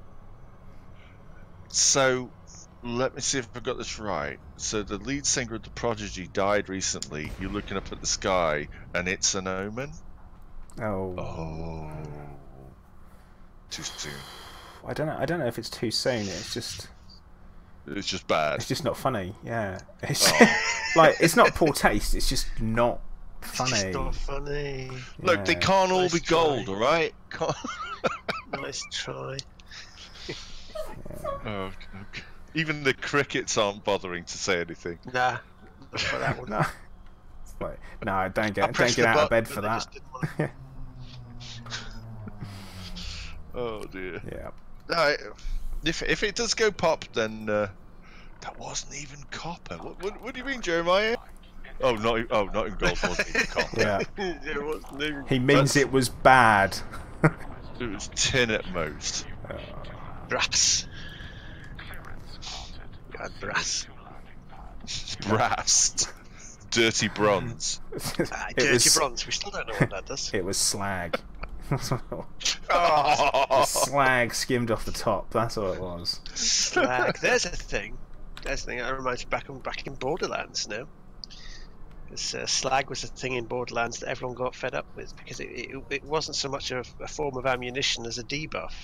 There were some things towards the end of the game that you couldn't really defeat unless you debuffed them with slag and then shot them with something else, and everyone got annoyed because you think, well, why'd I have to carry on these extra slag's useless unless you're doing that with it there. Anyway, there you go. And it was also a nasty shade of purple, which you shot at people, not like a proper decent fire weapon or something. Yeah, so we'll see if that's in Borderlands 3 or not. Because people can play. Like I was saying earlier, never played any of the Borderlands games. You should. You can co-op them. I've played 2, They and I play co-op. I briefly played co-op with Turgeon on Borderlands 2. Yeah, a while back. 2 is good. Yeah, 2 is good. Yeah. The only thing that bugged me about it, and it's the same thing that bugged me with Diablo 2, is baddies keep respawning in areas that you think they you do. Yeah, And- and especially if you have to sort of come and back to an area for at the me- end of a mission, and you go, oh, they're all back. For Yeah. me, once I've defeated an area, that area is mine. Why Yes. are there monsters? Yes, I like back? that. Where'd these So guys come from? Yes, mine. Like in Diablo 1, I'd murdered everything on a level. It stayed murdered, and I could go up and down at my whim because this is mine. This is mine. This I was like the cat, only with an axe. In Diablo 2, you go in an area again, and everything's back again, including Only when you remade the game, you know. When you Yeah, remade the but- game, I mean, but- they but- don't spawn back otherwise. they also do it in Torchlight 2 as well, in Torchlight 1, and they in Torchlight. No, they don't. I don't think. Well, it's procedural generation, you see. You know, that's the price you pay. If something's procedurally generated, they have to come back when it regenerates a new one. But Diablo I do- 2 wasn't procedure generated. Diablo No, was. It- But it- Diablo well, 2 the wasn't. Diablo maps 1 were. was. Diablo 2 the wasn't. maps were in 2, yeah. Because you can't multiplayer unless you share the seed, I guess. Yeah. No. The maps in Diablo 2 were procedural. Because And, I love the particularly fact the that bloody jungles. They were all over the place. You never found the same way twice through those damn jungles. I did love the fact You know, that the the maps cities in and Diablo things were 1, fixed. apart from Tristan, The were maps procedural. yeah. There was areas that like the bits where like the Yeah, butcher it's was. the fixed area. Yeah, they're always you get a Oh fixed god, I can't get my. But yeah, Diablo 2 was the same. It had procedural maps between everything, but the locations like the cities and things where Mephisto was and all that, they tended to be the same. But Yeah, the bits between were. I never got into 2 very much. It just bugged me. Oh, my favourite. Yeah, that it was that aspect of like once a level's done, it's mine, and where do they all come from again? That just really irritated me so much that I couldn't play it anymore. It's the little things. Yeah. It's a I lot can of tell. things. Yeah, it seems Clearly, like you've taken it you really never hard. played a Necromancer, No, I didn't. because if you're playing a Necromancer, you want bodies.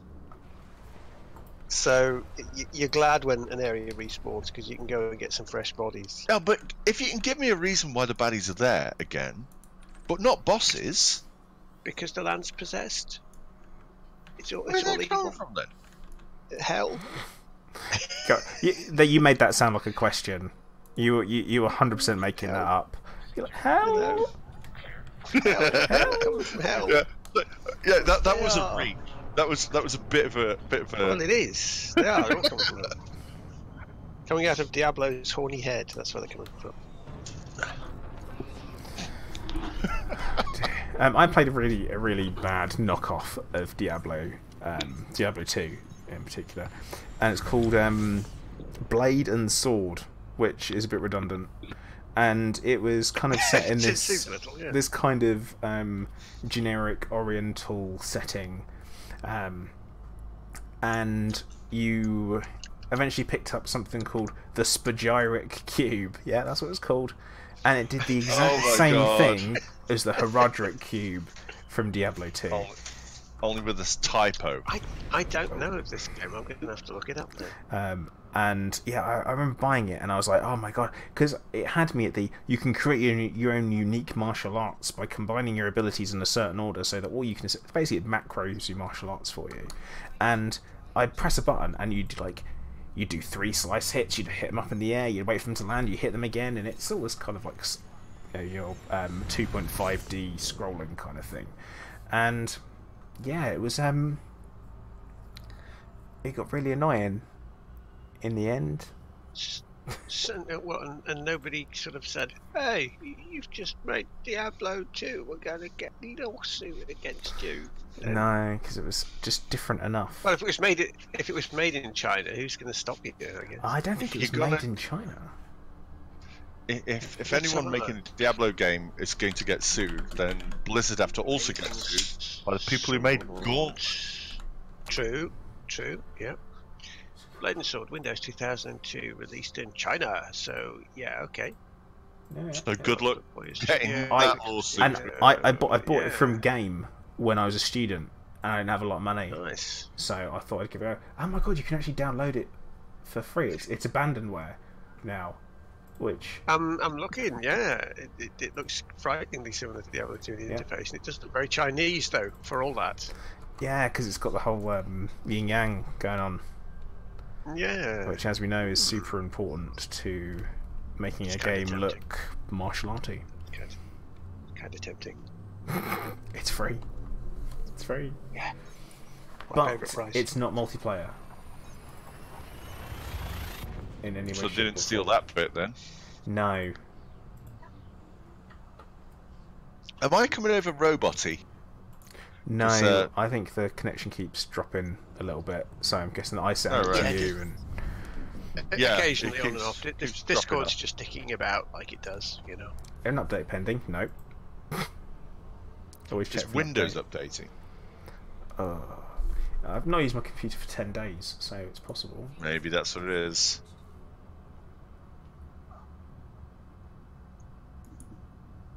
It's not Patch Tuesday. Star Golo, you what, mate? And what are you saying? I've got one that it keeps asking me to update the system to Windows. It's pestered me twice about it now. And we've got something we need to do. If it was important, you would have found it already. Yeah. Well, I know that. I mean, the previous 2 updates that they've given me had something in that wasn't relevant to my system, but it seems to want to try and install every time anyway. So every time I reboot the system, it just goes, Windows installing updates, and then a couple of minutes later says, sorry, we failed to install it. And I thought, I know, because I didn't want it. It's not necessary. And then it has to revert every time. So I don't turn the machine off if I can avoid it. Because it does that every time now, because it wants to install something that doesn't even... And it's going to do it again. So I'm just not letting it get back to it later. Rob Math, thank you for following. You're getting a much more chilled kind of lack of structure stream this evening, because I'm still on holiday really. So in my head I'm still on holiday, which is actually super difficult when you think, God, what am I going to have for dinner? I actually have to choose what I have to have for dinner, rather than go to the buffet and then go, I'll have everything. Twice. All the food. Yeah, they had really good desserts. I ate an awful lot of bavois and lots of what was it? I'm trying to think what it's called, but I can't remember. But yeah, a lot of bavois and lots of cake and lots of ice cream. We got a ice decent cream canteen at the new place. place. Ice cream where the temperature is always 25°C and outside in the sun, and you've got ice cream to play with. It makes it double special. Yeah, as much ice cream as you can eat as well. Yeah, it's good. But your canteen score. Go on.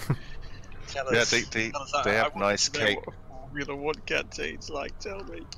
Well, apart from that bit, it's not public knowledge, but. Come on. Everybody knows. I had a really nice strawberry gatto in the afternoon today. Yeah. Yeah, they got really good cakes and things. It was yummy. And today was, because it's Friday, it's fish. And Fish it was Friday. a nice baked haddock in a nice sauce with. It was yummy. I'm not eating much in the evenings now because the canteen's so good. It's all subsidised. It's all subsidised. So I'm like. It means you don't have to do anything when you get home. Yeah, that's all right. That's fine. That's a proper canteen. Yeah, it's all good stuff. Take care, Hunter, and Robert Kirk. Take care as well. I'll catch you later. I ate so much fish on holiday. Like they have like a whole tuna just sat there, a whole baked tuna, and it'd be like, yeah, I'm gonna have some of that. And they kind of literally put about 3 cans worth of tuna, but freshly baked, on your plate. And like, that okay? I'm like, yeah, it is. It's great, thank you.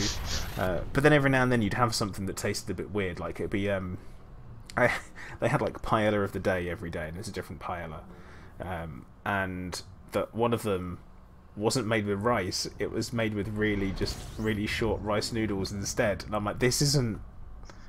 You can't call this paella, or correctly pronounced paella. You can't. I'm looking at pictures of Cape Verde food here, and I found one that has a big plate of goose barnacles. I hope you didn't. No goose barnacles, no. No, because that's like Thargoids. Yes, they do. That's one of the textures that they used for the Thargoid barnacles. Is actually goose barnacles. If you look them up, you'll see what I mean. Yeah, that makes sense. I mean, I found like a couple of years back on a oh god, I can never remember the names of places. But on a beach, we literally found a big, basically like a clump of polystyrene with this weird tentacle clawed thing on it. And I'm like, what the hell is this? All over the place. And I'm like, I don't know what this is, but it was. You could see them like gasping for water. I was like, what is this? A little bit of googling later. Goose barnacles. Never seen them before, and then saw them again later on in that holiday somewhere else. And it's like, that is really weird that I've never seen them before, and then I've seen them twice in a week. Isn't that weird? Yeah. They are weird. Goose barnacles. They are creepy. I wouldn't want to eat them. They just it just looks wrong. I'm looking at the rest of the stuff, all bananas. Oh, let me have a look at goose barnacles. Let's see what they look like. Yeah, they're creepy. They've got some there. Look, what is that? And, pastel. Cape Verde pastel. It looks like a sort of, well, a pastry crescent of some sort. A bit like a Ginster's pasty. It looks like, but I'm betting it's not. You get these little like parcels that you get, and they kind of like really tiny pasties, but they've got like fish in them and some vegetables, and they're deep fried, nice. And so they were kind of tasty. Yeah, you had me at deep fried. I have Scottish genes. What can I say? I'm sorry. Deep fried Cadbury's cream egg over here. These look like aliens. Yeah. Well, I say, if you get a decent picture and you look at the texture of a goose barnacle, you go, Thargoids. Yeah. What I'm going to do is I'm going to find some pictures of some goose barnacles for people who are You're going to stick it on the stream? Yeah, I am. Because they are. I mean, I put it, actually, I'll see if I can dig it out. You carry on. I'll see if I can dig the picture I did ages ago that was a comparison of textures. Right. That's goose barnacles for everyone who's watching. They look weird. They kind of, that isn't just what they look like. We'll kind of go in a little bit deeper. They're just really unpleasant. And actually, what am I doing in game? Oh, overshooting something. Oh no! No! Now I'm the Discovery Scanner. Why am I in that? But yeah, goose barnacles, really weird looking. I've never seen them before. They are freaky as hell. They are, especially because they open and they've got the weird tendrils. It's not a good look. It is not a good look to find on the beach. And I'm someone who likes eating mussels, so I'm like, oh. Yeah. Let me see. Yeah, if people can see the comparison between them and Thargoids, it should be pretty gross.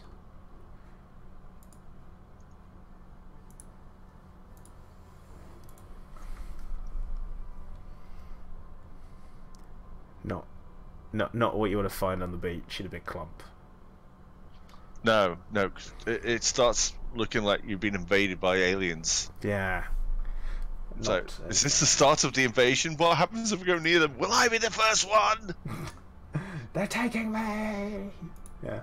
Ah, there's tentacles! And I'm not even in Japan! But I am strangely aroused. Oh dear. There we go. That's it. Putting it in the Pixie show today was good. Got to put it where we are now. But there you are. I put one together and. It's like do I want to see this? Is it bad?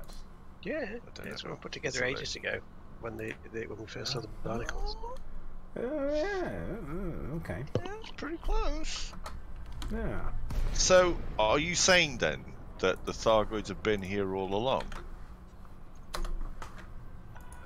That Elite Dangerous is real? And, wait, what? Maybe that idea. Hang on, wait.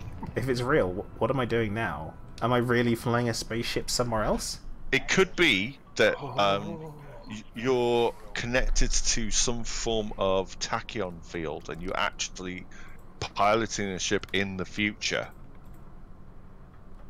Because nothing that happens now in the past makes any difference because there's going to be a massive war.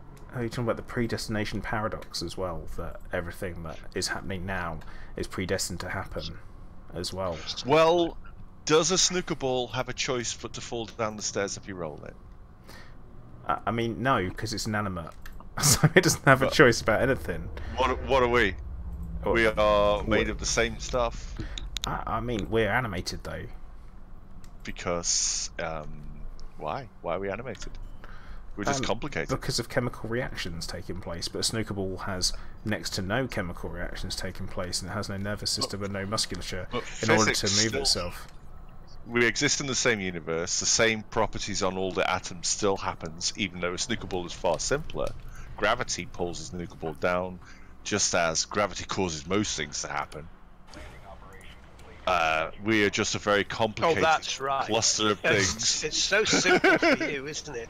Yeah. Hashtag blame gravity.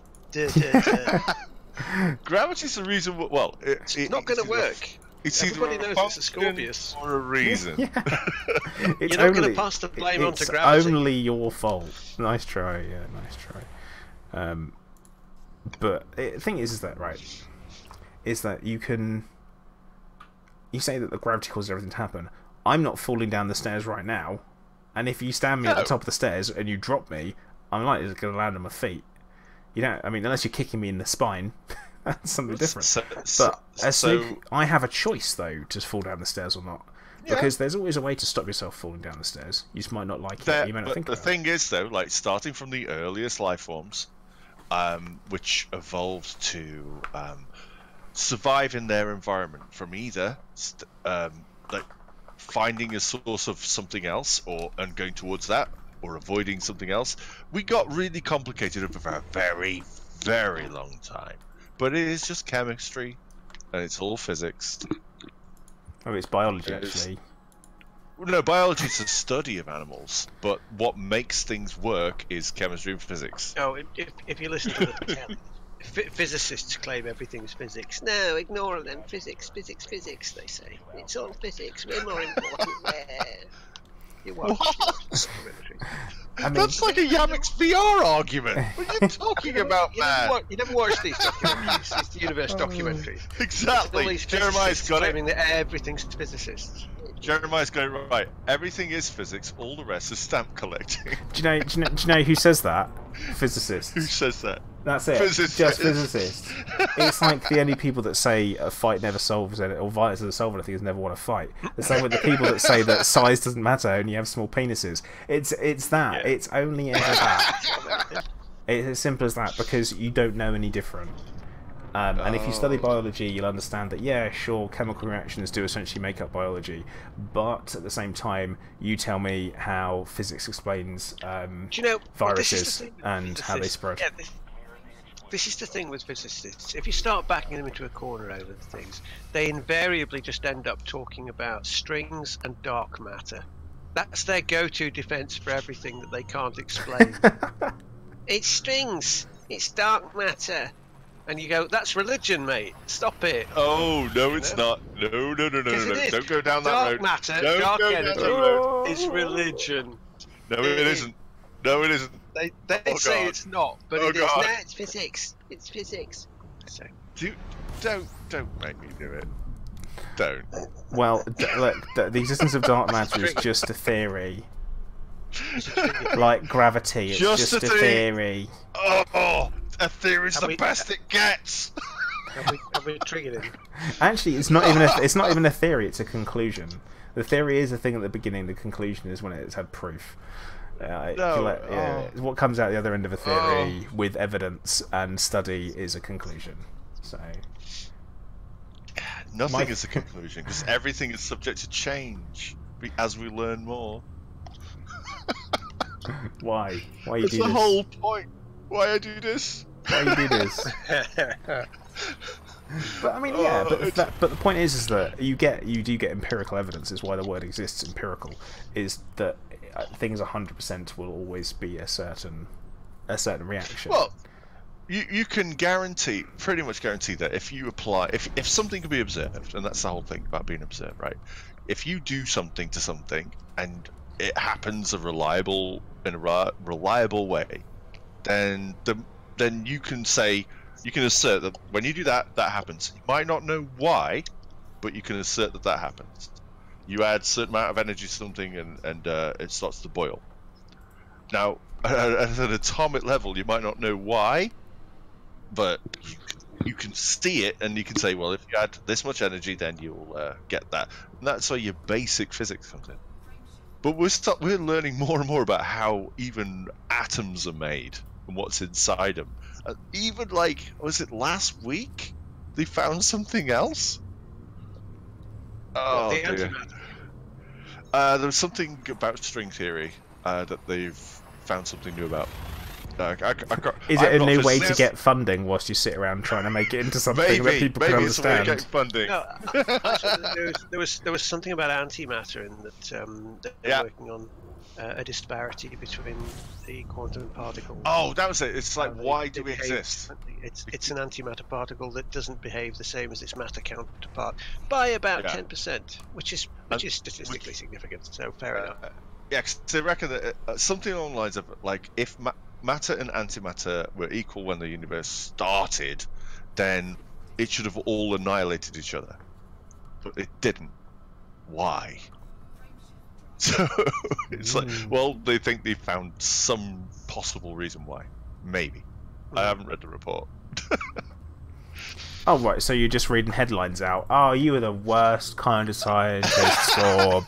You're sensationalizing. You're sensationalizing. I'm a software yeah. engineer. I'm not a scientist. It's all physics, though. So you are. I'm a software engineer it's all physics. Pretends to be a starship commander. Which is physics.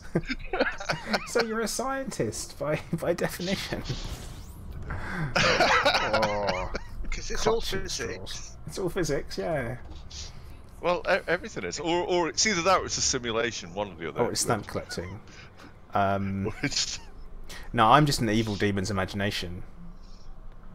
You're an evil demon's imagination? Yeah, I am. That's who I am. I'm just a part of his imagination because I don't actually think. Aren't you, Scott?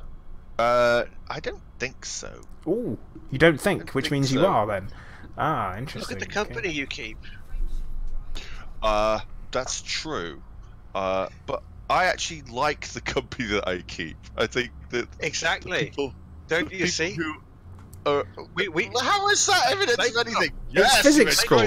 Plato and I have just said that we're the thoughts of demons, and you say that you like the company. Yeah, but I didn't agree that this is demons. Right? If you want to, right? Back it up. No, there's only ever going forward. You can only travel forward in time. You can't go back. You can Scorp. So only go nice try. forwards. That's physics. So Physics. that is physics. Oh dear. Yeah, this is the classic. You're arguing with people on the internet, which is like playing chess with a pigeon. It doesn't give a damn about what you're doing. It's just going to shit all over everything else you're doing. That's the way it goes. Arguing with people on the internet. Yeah. Oh dear. What were you posting, Trooper? Tell us in words. Yeah. Tell us in words. Or if you post it somewhere else, I can have a look at it and then repost it. Yeah, just post it somewhere in else where we Discord. can see it, you know. Just let me know where. Words or interpretive dance. Ooh, interpretive dance. Action image exchange. Yeah. Yeah. Or, as everyone else calls it, physics. I don't think. No, I don't think people call it that. Okay. What's he got there? Oh, it's in meme warfare. Okay, right.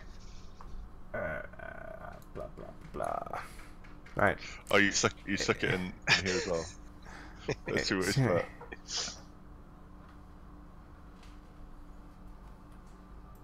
Oh. Saturday morning breakfast cereal, that's the one. Yeah. So, meditation, what is?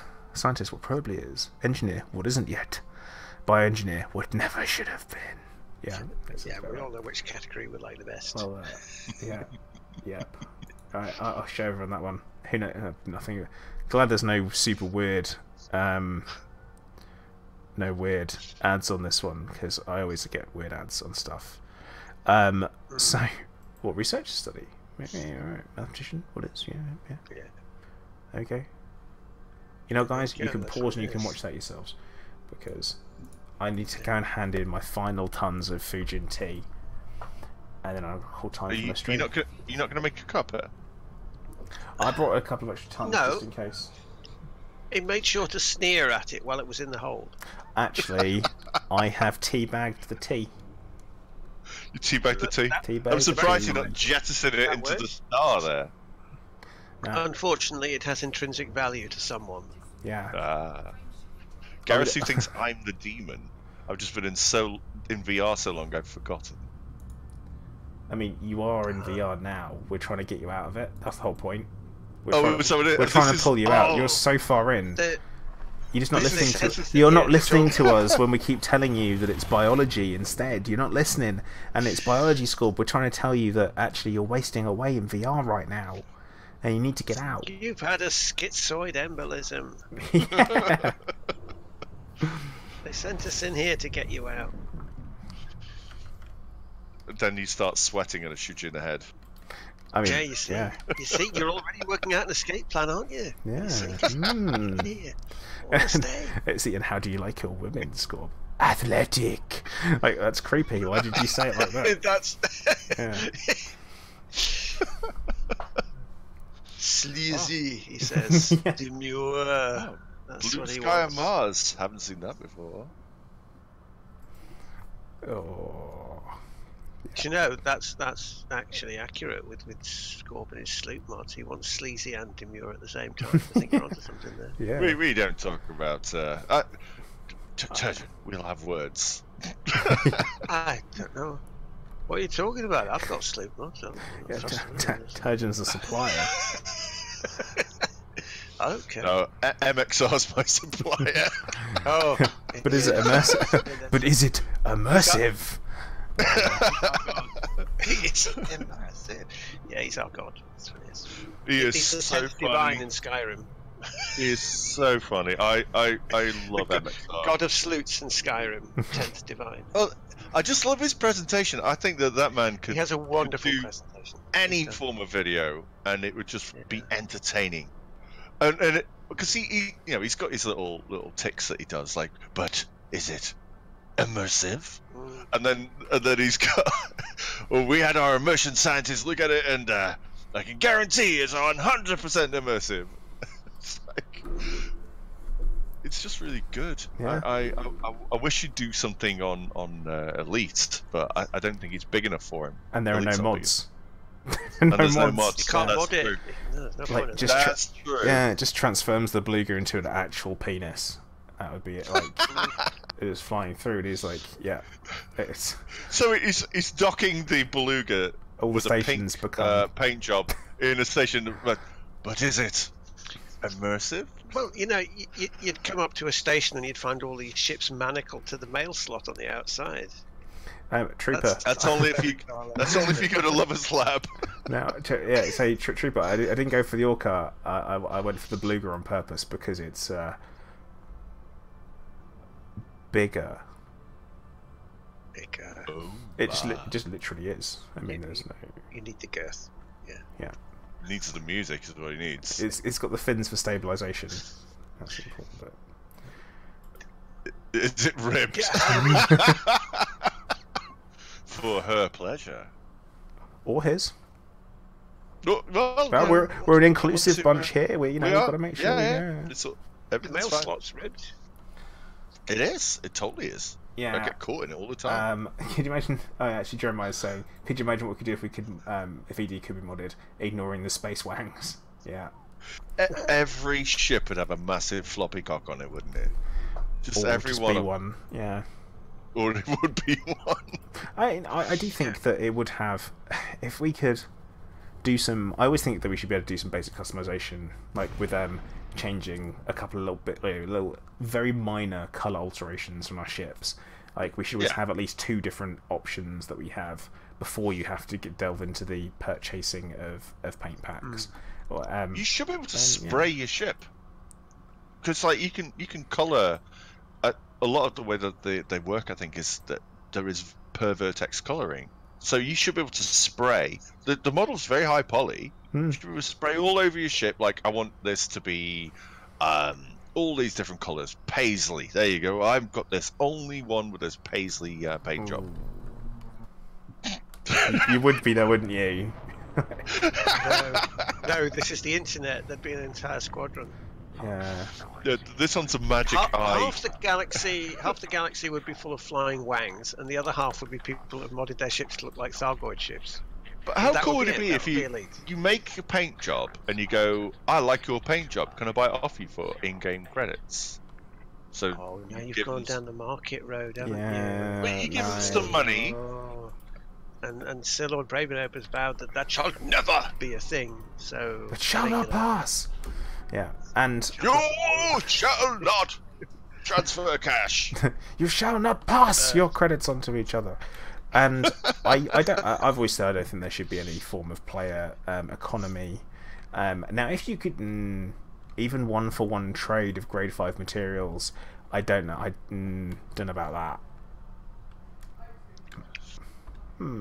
Materials could that are be just another monetized? in-game currency. It's just a currency. Well, that's the trouble with items that are in demand. People will pay for them as much as someone wants to be paid for them. If you see what I mean. So if there's a way to trade things, someone will find out a way of making a profit out of it, because that's people. Hey, could say, why not? I sprayed all over my ship. I call this painting. Yeah. Hey, what's that sweater he's got on there? Brew Tarquin. What's that? He's got a Christmas cardi on.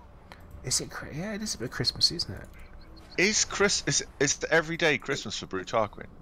I don't know, but he's got a Christmas card. It is a little bit Christmassy. Oh, I don't know if it is Christmassy. It's a little bit kind of. Well, it's a kind of nasty sort of olive sage colour. Actually, Well, it looks like his head but the sticking pattern- out of an olive, a stuffed olive. That's what it looks like. Well, It does. What does Yeah. Brew Mouldy do? stuffed olive. Maybe a bit of cheese there. What's Brew's shtick? What does he do? Well, I've He unlocked him knits, for he knits apparently. crochet, mate. want I've that. gone for the reason why I've chosen him is I need the efficient beam lasers with regen sequence. You see, that's what I need. So he that's does why I've done it. lasers. The lasers, indeed. Well, because he doesn't need that. That's not protective clothing for a laser merchant, is it? That is basically that's a no-dad jumper. Yeah, it's a comfy cardi. No, Dad, don't going wear on there? No, Dad, no. You mean like that? Don't or make what? me wear it. Yeah, exactly. Yeah, Um, comfy cardi. I thought we were somewhere a little bit darker. Sorry, that was. No, we didn't go. No. I didn't go dark. You took that where you wanted. It was just I don't want to wear that jumper to me Nan's. Trust me, I didn't want to go there. Well, she bought it for you for Christmas. No, don't make me wear it. So no, she's got to see you in it at least once, and then we can throw it out. Okay. Yeah, And we can burn it. Wear it there once. Wear it there once. Stop complaining. Yeah. Right, I'm gonna have to mess around with loadout on this thing just to get the weapons on it that I need, and then do loads of material gathering. Hooray! Before I can start my old cheeky. Oh, I've got missiles on there. My ridiculous Heelys for Feelies 3. When are you doing that? Some other time. I've got to dig out my other HOTAS and update Elite on my other computer. It's going to be an absolute mess to do. But yeah, it's going to be... So everyone who's watching, this is what I'm going to do. I'm going to run Elite Dangerous on 2 computers at the same time. Each one's logged into a different account. The ships are going to face each other in a HAS-res, firing Healy beams at each other. One of them's going to be deploying collection limpets almost near continuously as it needs to, and then they're going to have a metric ton of turreted lasers on it that will... Oh, and there's going to be 1 ton of cargo on one of the ships. That's really important. Just 1 ton. Probably on my main ship. And so, going to a HAS-res, all the pirates are going to come, be like, oh, we're going to have to attack you. Da, da, da, da, da. And then, when they're attacking him, then everything starts firing at them. The 2 ships will be healing each other constantly, which will be totally fine. And the min bin, my second account, is going to be collecting the destroyed components near continuously on a cycle. And yeah, that's going to be the plan. So that's going to be combat rank, that's going to be engineering materials and credits at the same damn time. But Troopy, they don't need to be shield tanks, to be honest, because the healing beam massively outpowers these things. I mean, I'll try it once and I'll see how many rebuys it involves. So, but I think it'd be good. On the cheese scale, would you say that is cheddar, or are we getting up to gorgonzola on this one? Well, I'm going to say you wouldn't brie-leave it. Oh, God! Yeah, I'm going to stop it there because I can bear cheese puns. So. Oh, God! Yeah. Oh, but very, very cheesy. See, Garasu, what it'll be is that if I put it in the one that is currently only competent in combat and put some gold in there, or even just go and mine 1 void opal, it should take care of things. I think it'll be good. That'll be my plan.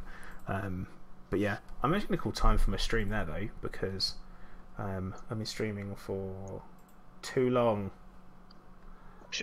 Far all the time. And yeah, I need to make sure that, like I say, I've only spoken to my wife for 10 days, so it's quite nice to be able to chat to other people. She's still my favourite though. Oh no! You want to log off so you can just go and look at Brutarkin's sweater for a while, don't you? I actually need to Google where I can find it, and then I'm going to play Blade and Sword. That's what I'm doing. Yeah, exactly. 3 hours and 47 minutes is long enough for a stream, I think, for my first one back. Well, for myself, it's been lovely to chat to you, and welcome back. Yeah, it's been lovely to chat to you guys as well, and obviously the round table was an interesting discussion. Yeah, it was always good, and as we know, Yamix doesn't like VR, and he worries about the game dying. So I think that we can take that away from it. So that's important. But right, I'm going to say good night to everyone. Thank you very much who's been watching. Make sure that you do like the stream on YouTube, subscribe on YouTube, follow on Twitch if you haven't already. Don't forget you can follow me on Twitter as well, which is well worth doing because sometimes I use the hashtag, well, I used it once, ruin a film by adding up your bum, which was a solid one, Scorp. Thank you for starting that. Starting off on my little social circle. I'd never seen it until then. I can't claim anything for that. Someone else did it, and I was like, yeah, this is actually a really good idea. Love it. But right, guys, I'm going to say thank you very much for watching.